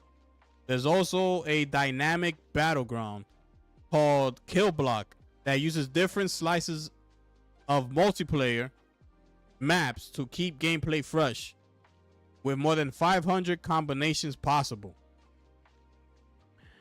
So there that is, okay? The concept that reminds me of some shit generated Counter-Strike global offensive map from Modern Oral Stealth back in 2021. So if y'all know about that, that's what it reminds them of. Okay.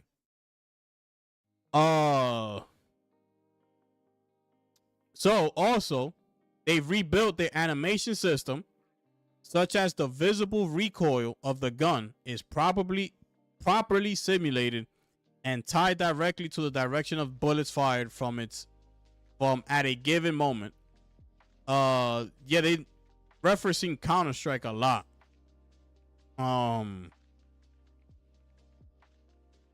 But yeah, they also showed some photos here. Let me show y'all.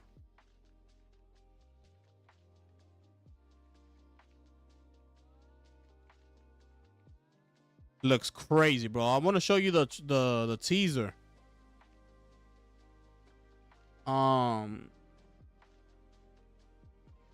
Yeah, let me show you this teaser.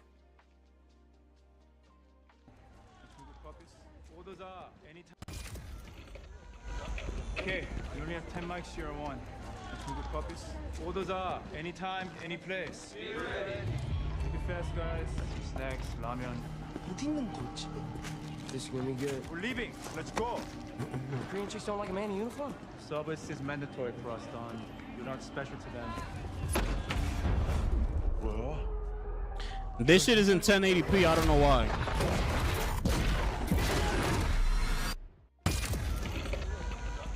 okay, you only have 10 mics here on one. Bro, in 4K, this shit looks real. Like the game looks real.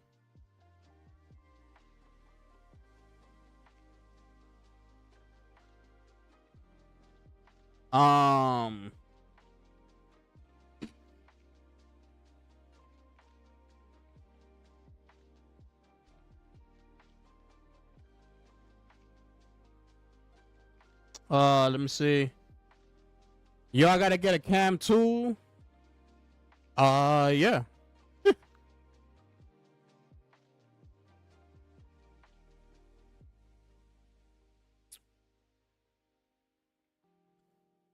I'll look into it, but I don't know how the audio gonna go through. I'm gonna be on PS5. Get to your shit way before you buy Call of Duty. This shit looks good, bro. Of course, I'm gonna see how the people that preview the game, what they're gonna say about it and shit like that. You know? I'm not gonna take their word as fucking, whether it's gonna make me buy the game or not, but I'm gonna see what they say about the game. And campaign is single player only. Okay? And you can play it offline as well. So yeah. That's that.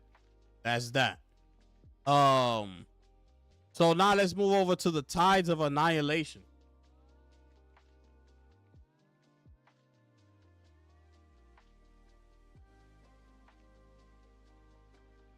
Oh no, Black Ops 7 was horrible. Black Ops 7 was horrible, bro.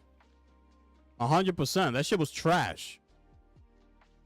You saw me play it. That shit was trash. I couldn't believe what I was playing, bro. I was like, well, yo, what is this, bro?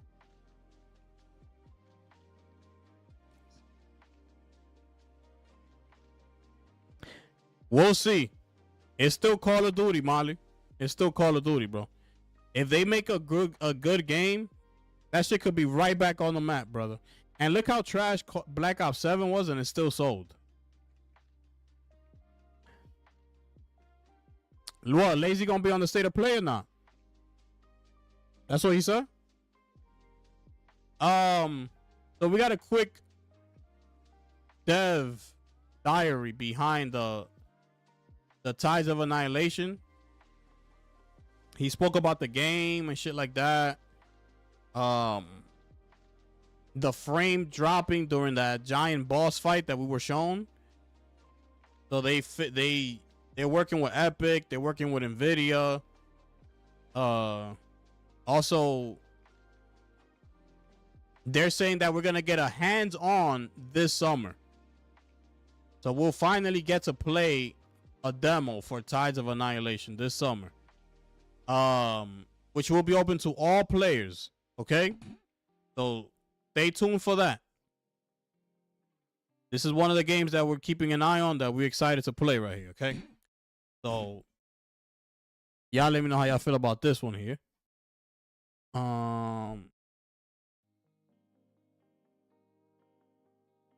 I don't know, Mike. I don't know. Yeah, we're getting a demo, brother. We're getting a demo of some sort of. So be ready, man. This shit about to be fire. Okay? Shit about to be fire. No Man's Sky got a new update, which looks fucking incredible, if I should say. They dropped a trailer. I don't know why it's not here. I was gonna show it to y'all. Bro, the shit looks crazy, bro. Whoever plays, like, No Man's Sky, like, whoever plays this game, they must be excited, bro. Because this shit looks incredible, bro. The way they flip this shit. And the way the game is looking right now, bro. That shit look crazy, bro. But yeah. I'll see if I find the trailer somewhere. And last but not least, there's a new racing game coming to PS5. It's called Beam NG Drive, I guess. It has a weird ass name. With physics to it. It's not like your regular racing game. Like they're saying here, look. While the game is best known for spectacular car crashes, they are merely an outcome of the physics doing its job underneath.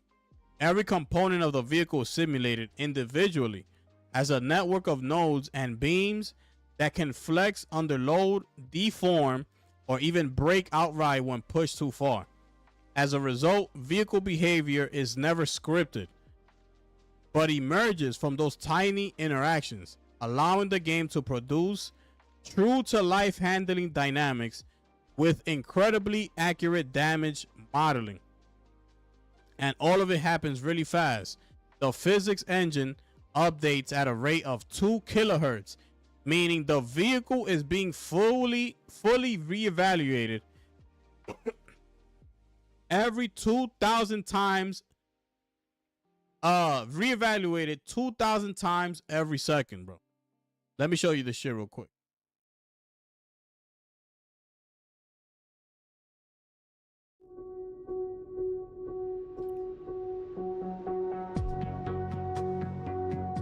So it's like a driving simulator basically, but with like real life mechanics.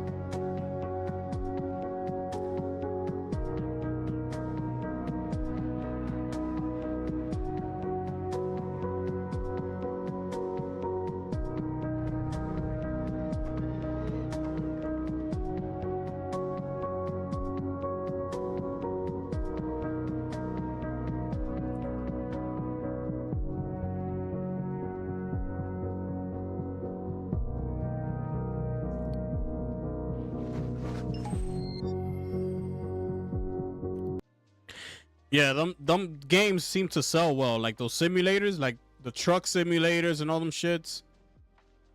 Power wash simulator. So this is just like one of those type shit, but with like real life mechanics. But yeah, there that is. And that's gonna do it for the topics, man. that's gonna do it for the topics. We're gonna chill for like 5 minutes and then we gonna stop. And remember, we're gonna stream the Insider Gaming Showcase at 3. So we're gonna go live again at 3 o'clock, okay?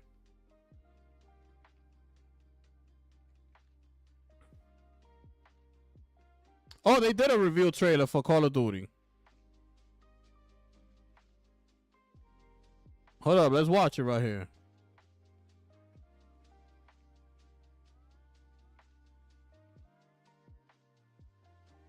All right, let's watch it right here. This is new. This just came out. 4K. All right, let's watch it.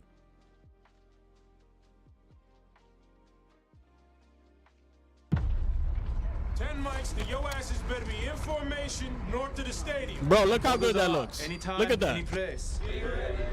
Sergeant J. Look how good that looks. Scouts in line. Look at that. Look at that. Can we make a pit stop at the You crazy? This shit is making a comeback right here, boy. Look at this. Who's that? A K-pop star? The new supreme leader of North Korea. No shit. That dude looks younger than I am. You guys heard that?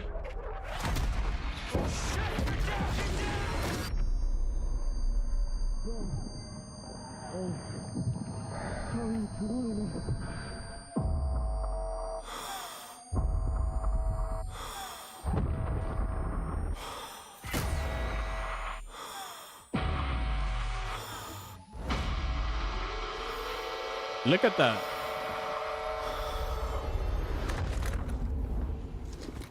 작전 개시. 여신 종료.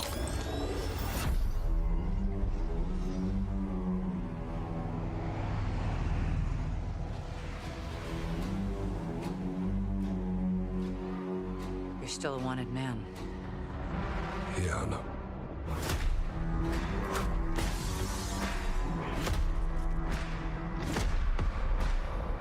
What did you do? Well, I had to.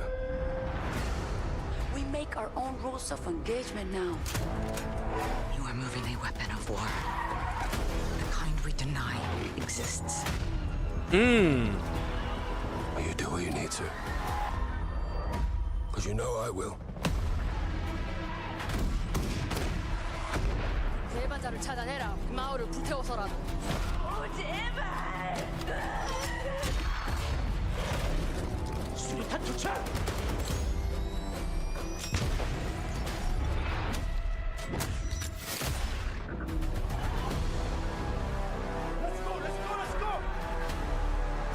We are not ready. We could all die tonight. We don't even get a choice.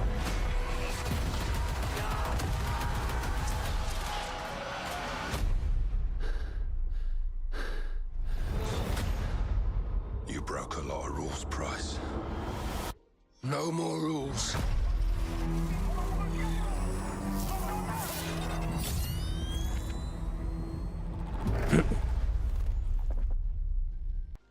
There it is.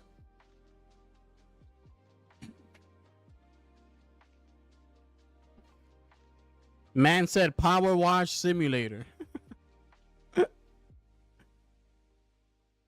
Car people gonna love that game. Yeah, bro. That looks good, and I'm not a COD fan. Yeah, game looks good as soon as it's out of Game Pass. It looks good, bro. I'm telling you, that shit look good, bro. And by what they was talking about in that fucking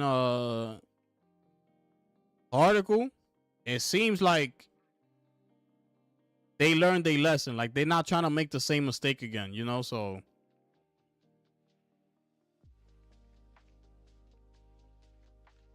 we in there. We in there.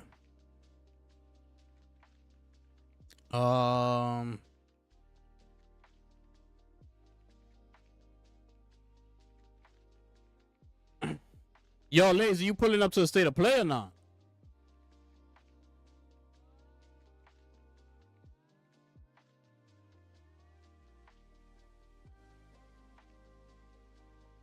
We're gonna chill for 5 minutes and we out.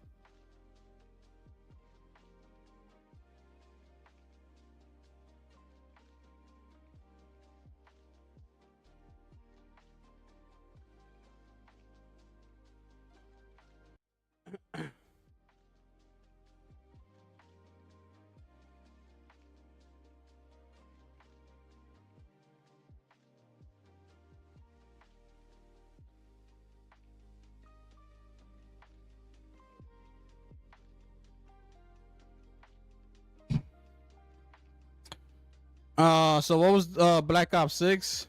Then a test to see how AI makes a game.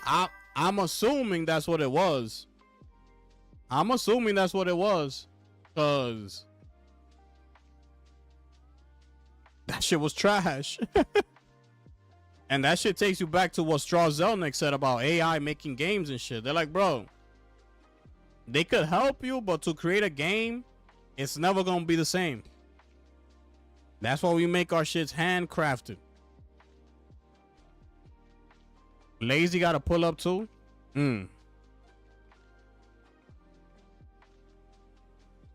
I wish they have tickets for the UK. Well, for the state of play.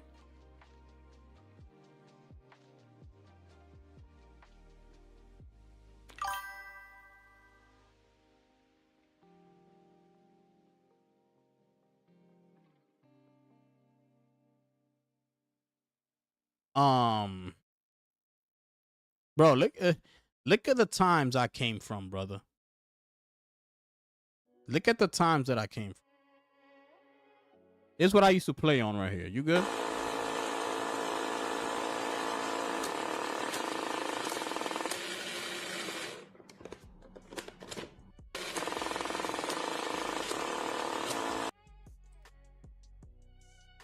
Fire. Yo, I used to go hard on that shit, bro. Bro, I used to go so hard with that shit. Like, what? Yo, that shit was fire.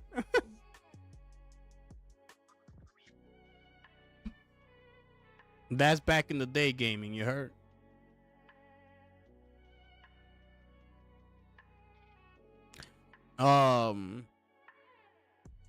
I mean, I can, but if you and Molly wanted to do it together by yourselves, is all good. Nah, brother. What you mean? You can pull up. The fuck is? What are we watching here?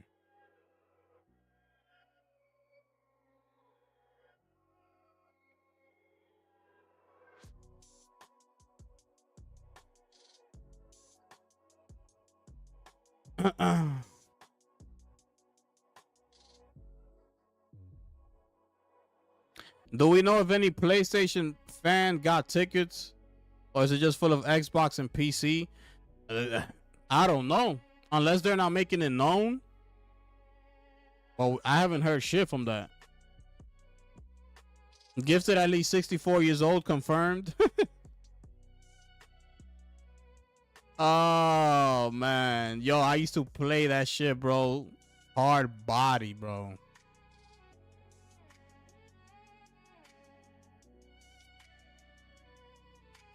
Crazy, bro.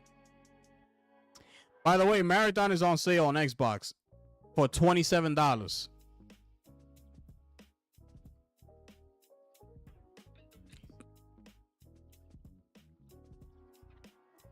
Nah, Lazy, pull up for sure. We need a full house. We need Lazy there.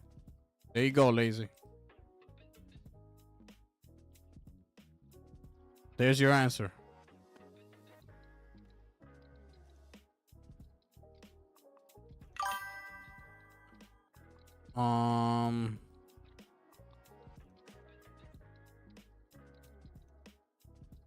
Also, be careful, because Nate the Hate is hinting that there's gonna be a lot of leaks out there. Like, there's a lot of leaks happening for all the game shows. Okay, so Summer Game Fest, the State of Play, the Xbox Showcase.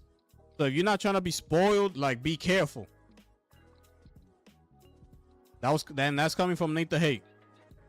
So be careful.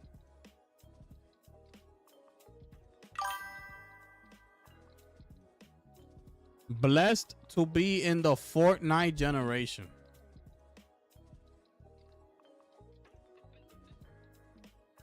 I want this game to come out, bro. When this shit coming out?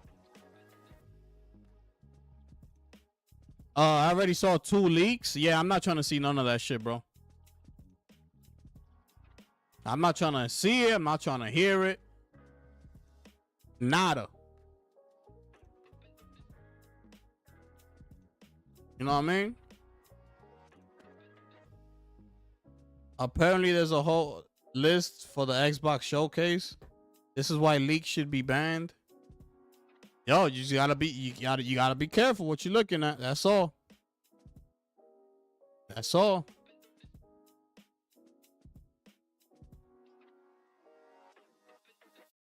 CD Projekt Red will debut The Witcher 3 new DLC at Gamescom 2026. So Gamescom, that's what we're looking at.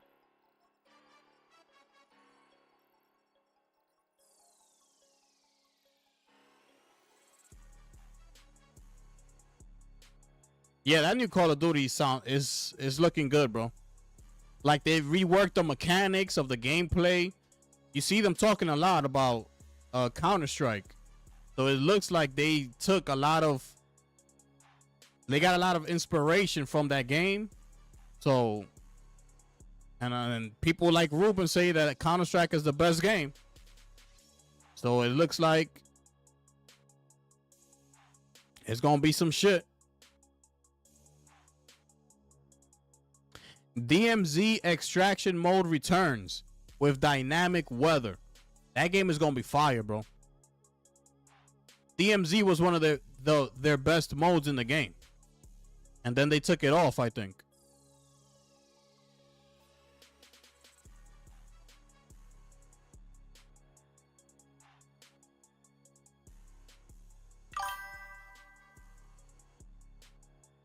And I believe it, and it's gonna be next generation only. No PS4. And starting on June 4, we will begin reducing the services offered to Call of Duty Warzone on PS4 and Xbox One, with support for the game on these platforms coming to an end later this year. So yeah, they're moving on.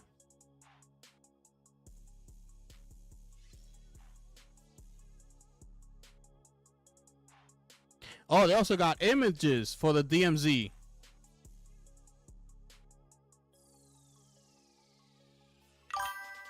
So this is the images for DMZ. A definitive Call of Duty extraction experience. A living combat sandbox. DMZ was one of their best modes in the game. So this shit's gonna have it all. It's gonna have the extraction shit like that. It's gonna have the Warzone shit. It's gonna have the big maps, and it's gonna have those smaller maps and like, you know, what they're known for. That shit's gonna be a hit, bro. The shit's gonna be a hit.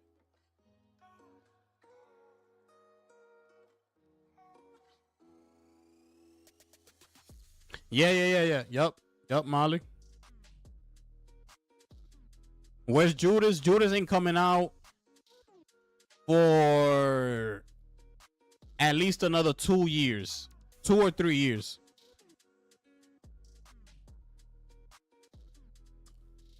Judas might come out like 2029, if we're being honest.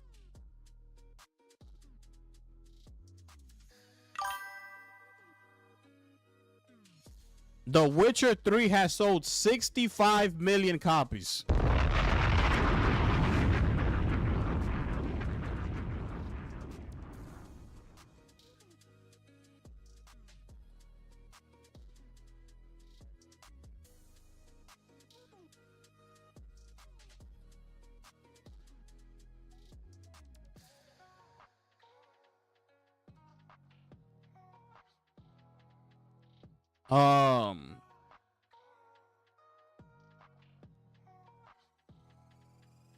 Hey, look at the multiplayer map Mumbai in Call of Duty Modern Warfare 4 multiplayer. Let's look at this map. Oh, he took it off? Wait, so why can't I see it? So I can't click on it for some reason. So we're gonna have to look at it like this.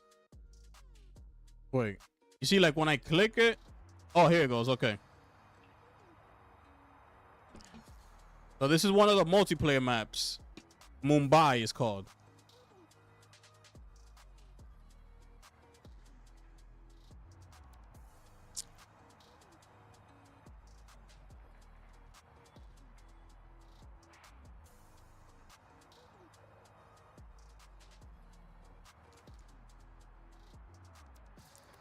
This looks like one of the maps in, was it Black Ops 6? I think it was Black Ops 6. Oh no, but this is much better.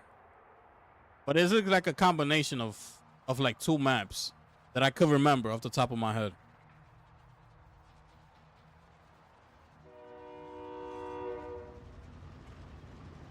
I like the fact that it's gonna have all those different modes in the game, bro. In one game. Like it has an extraction, the DMZ. It got your battle royale with the war zone. It got your classic 6v6 smaller maps. It has the bigger maps if you like those. I like that. It has that Fortnite effect to it. I played Modern Warfare 4 early. Here are my major takeaways. And a video show. Oh, so this guy has 4 maps. So let's see what this guy has to say. This guy played it already.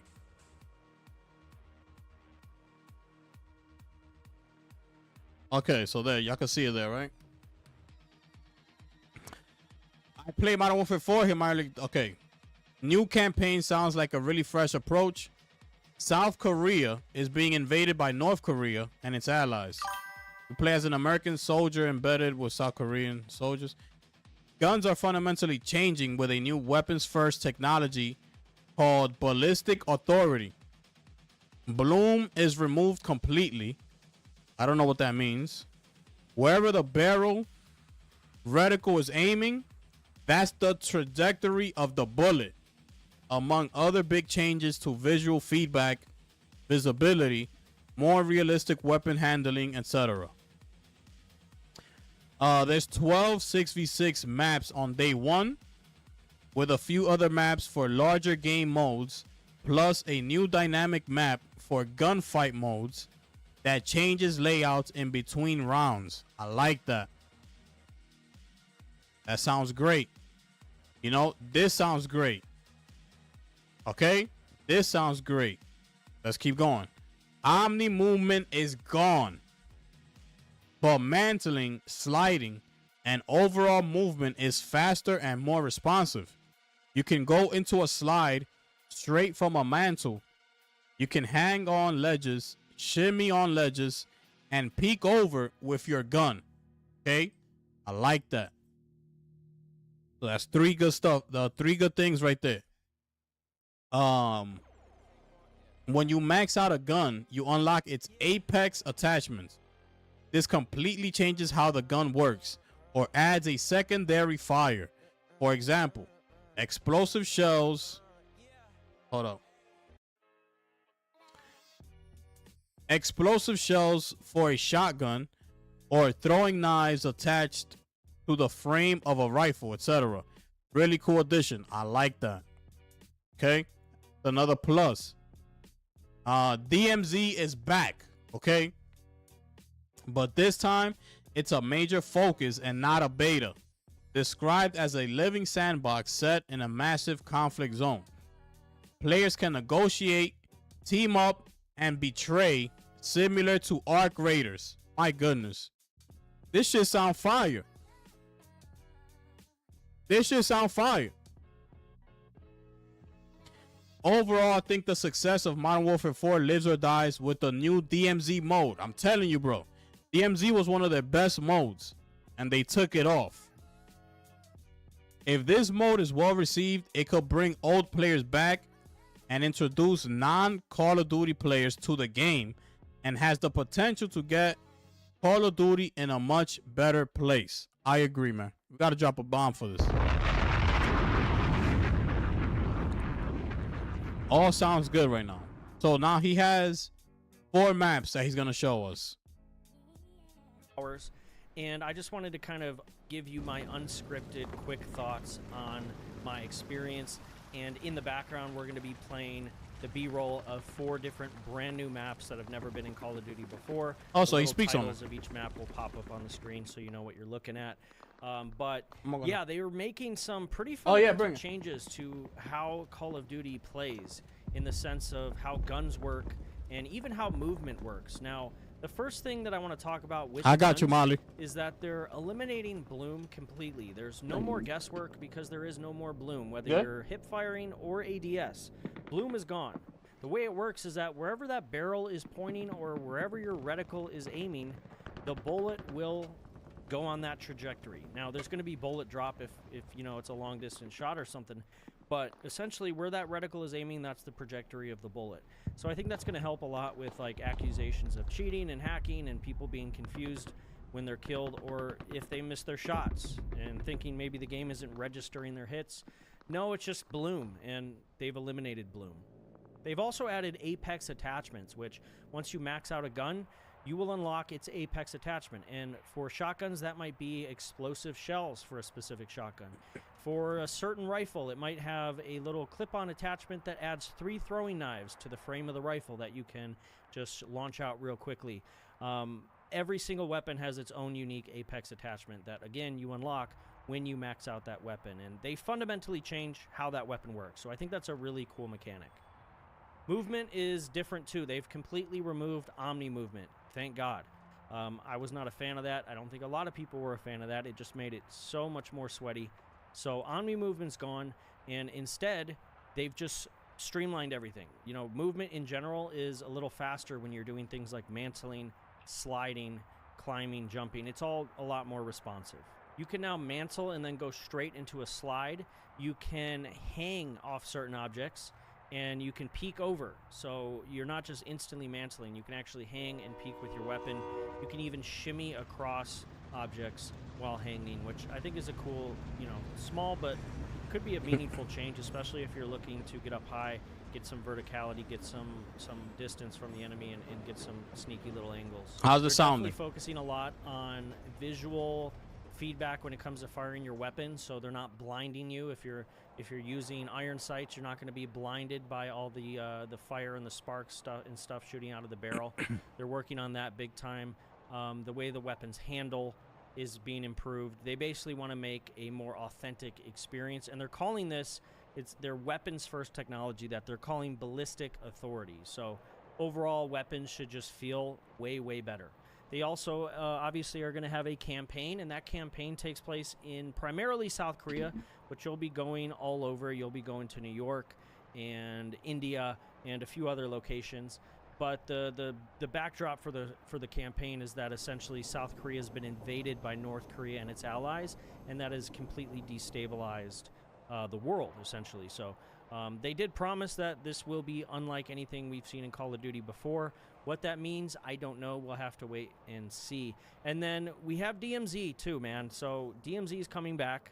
And I know a lot of people didn't love DMZ, but I think it's only because that was a beta. I think this game mode has a ton of promise, and I think this new DMZ mode is going to be a completely transformed experience. They did talk about it being a living sandbox, and they even talked about negotiating and betraying. So it sounds like they learned a little bit from Arc Raiders and their extraction elements. So I guess this new DMZ, we can call it DMZ 2.0, will be very special if they do it right, man. So, you know, extraction shooters are hot right now. I think now is the time to drop something really good.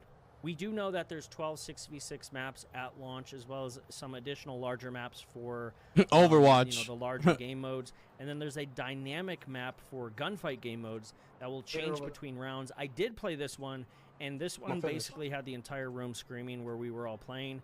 This was really, really fun. I've always loved gunfight, and the fact that the maps change like between each round, I think is such a cool thing. Then we also learned that Prestige, Classic, Prestige, you have that option, or you can do the regular Prestige. So it's good to have those two options. But overall, I'm looking forward to Modern Warfare 4, man. I've always been a Modern Warfare guy over a Black Ops guy. So, yeah, man, I'm excited to get my hands on the full release whenever that does occur. Fire. Fire. Fire.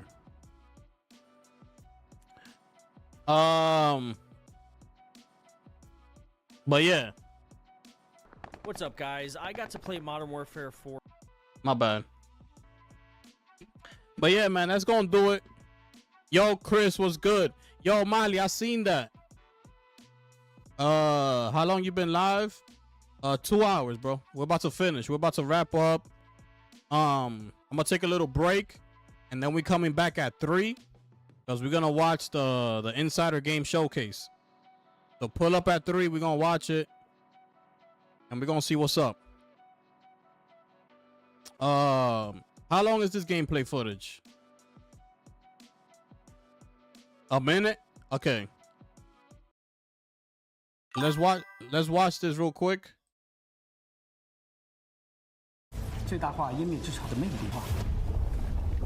Oh yeah. This is from the dev thing that I showed you on the blog. I just didn't show it to you.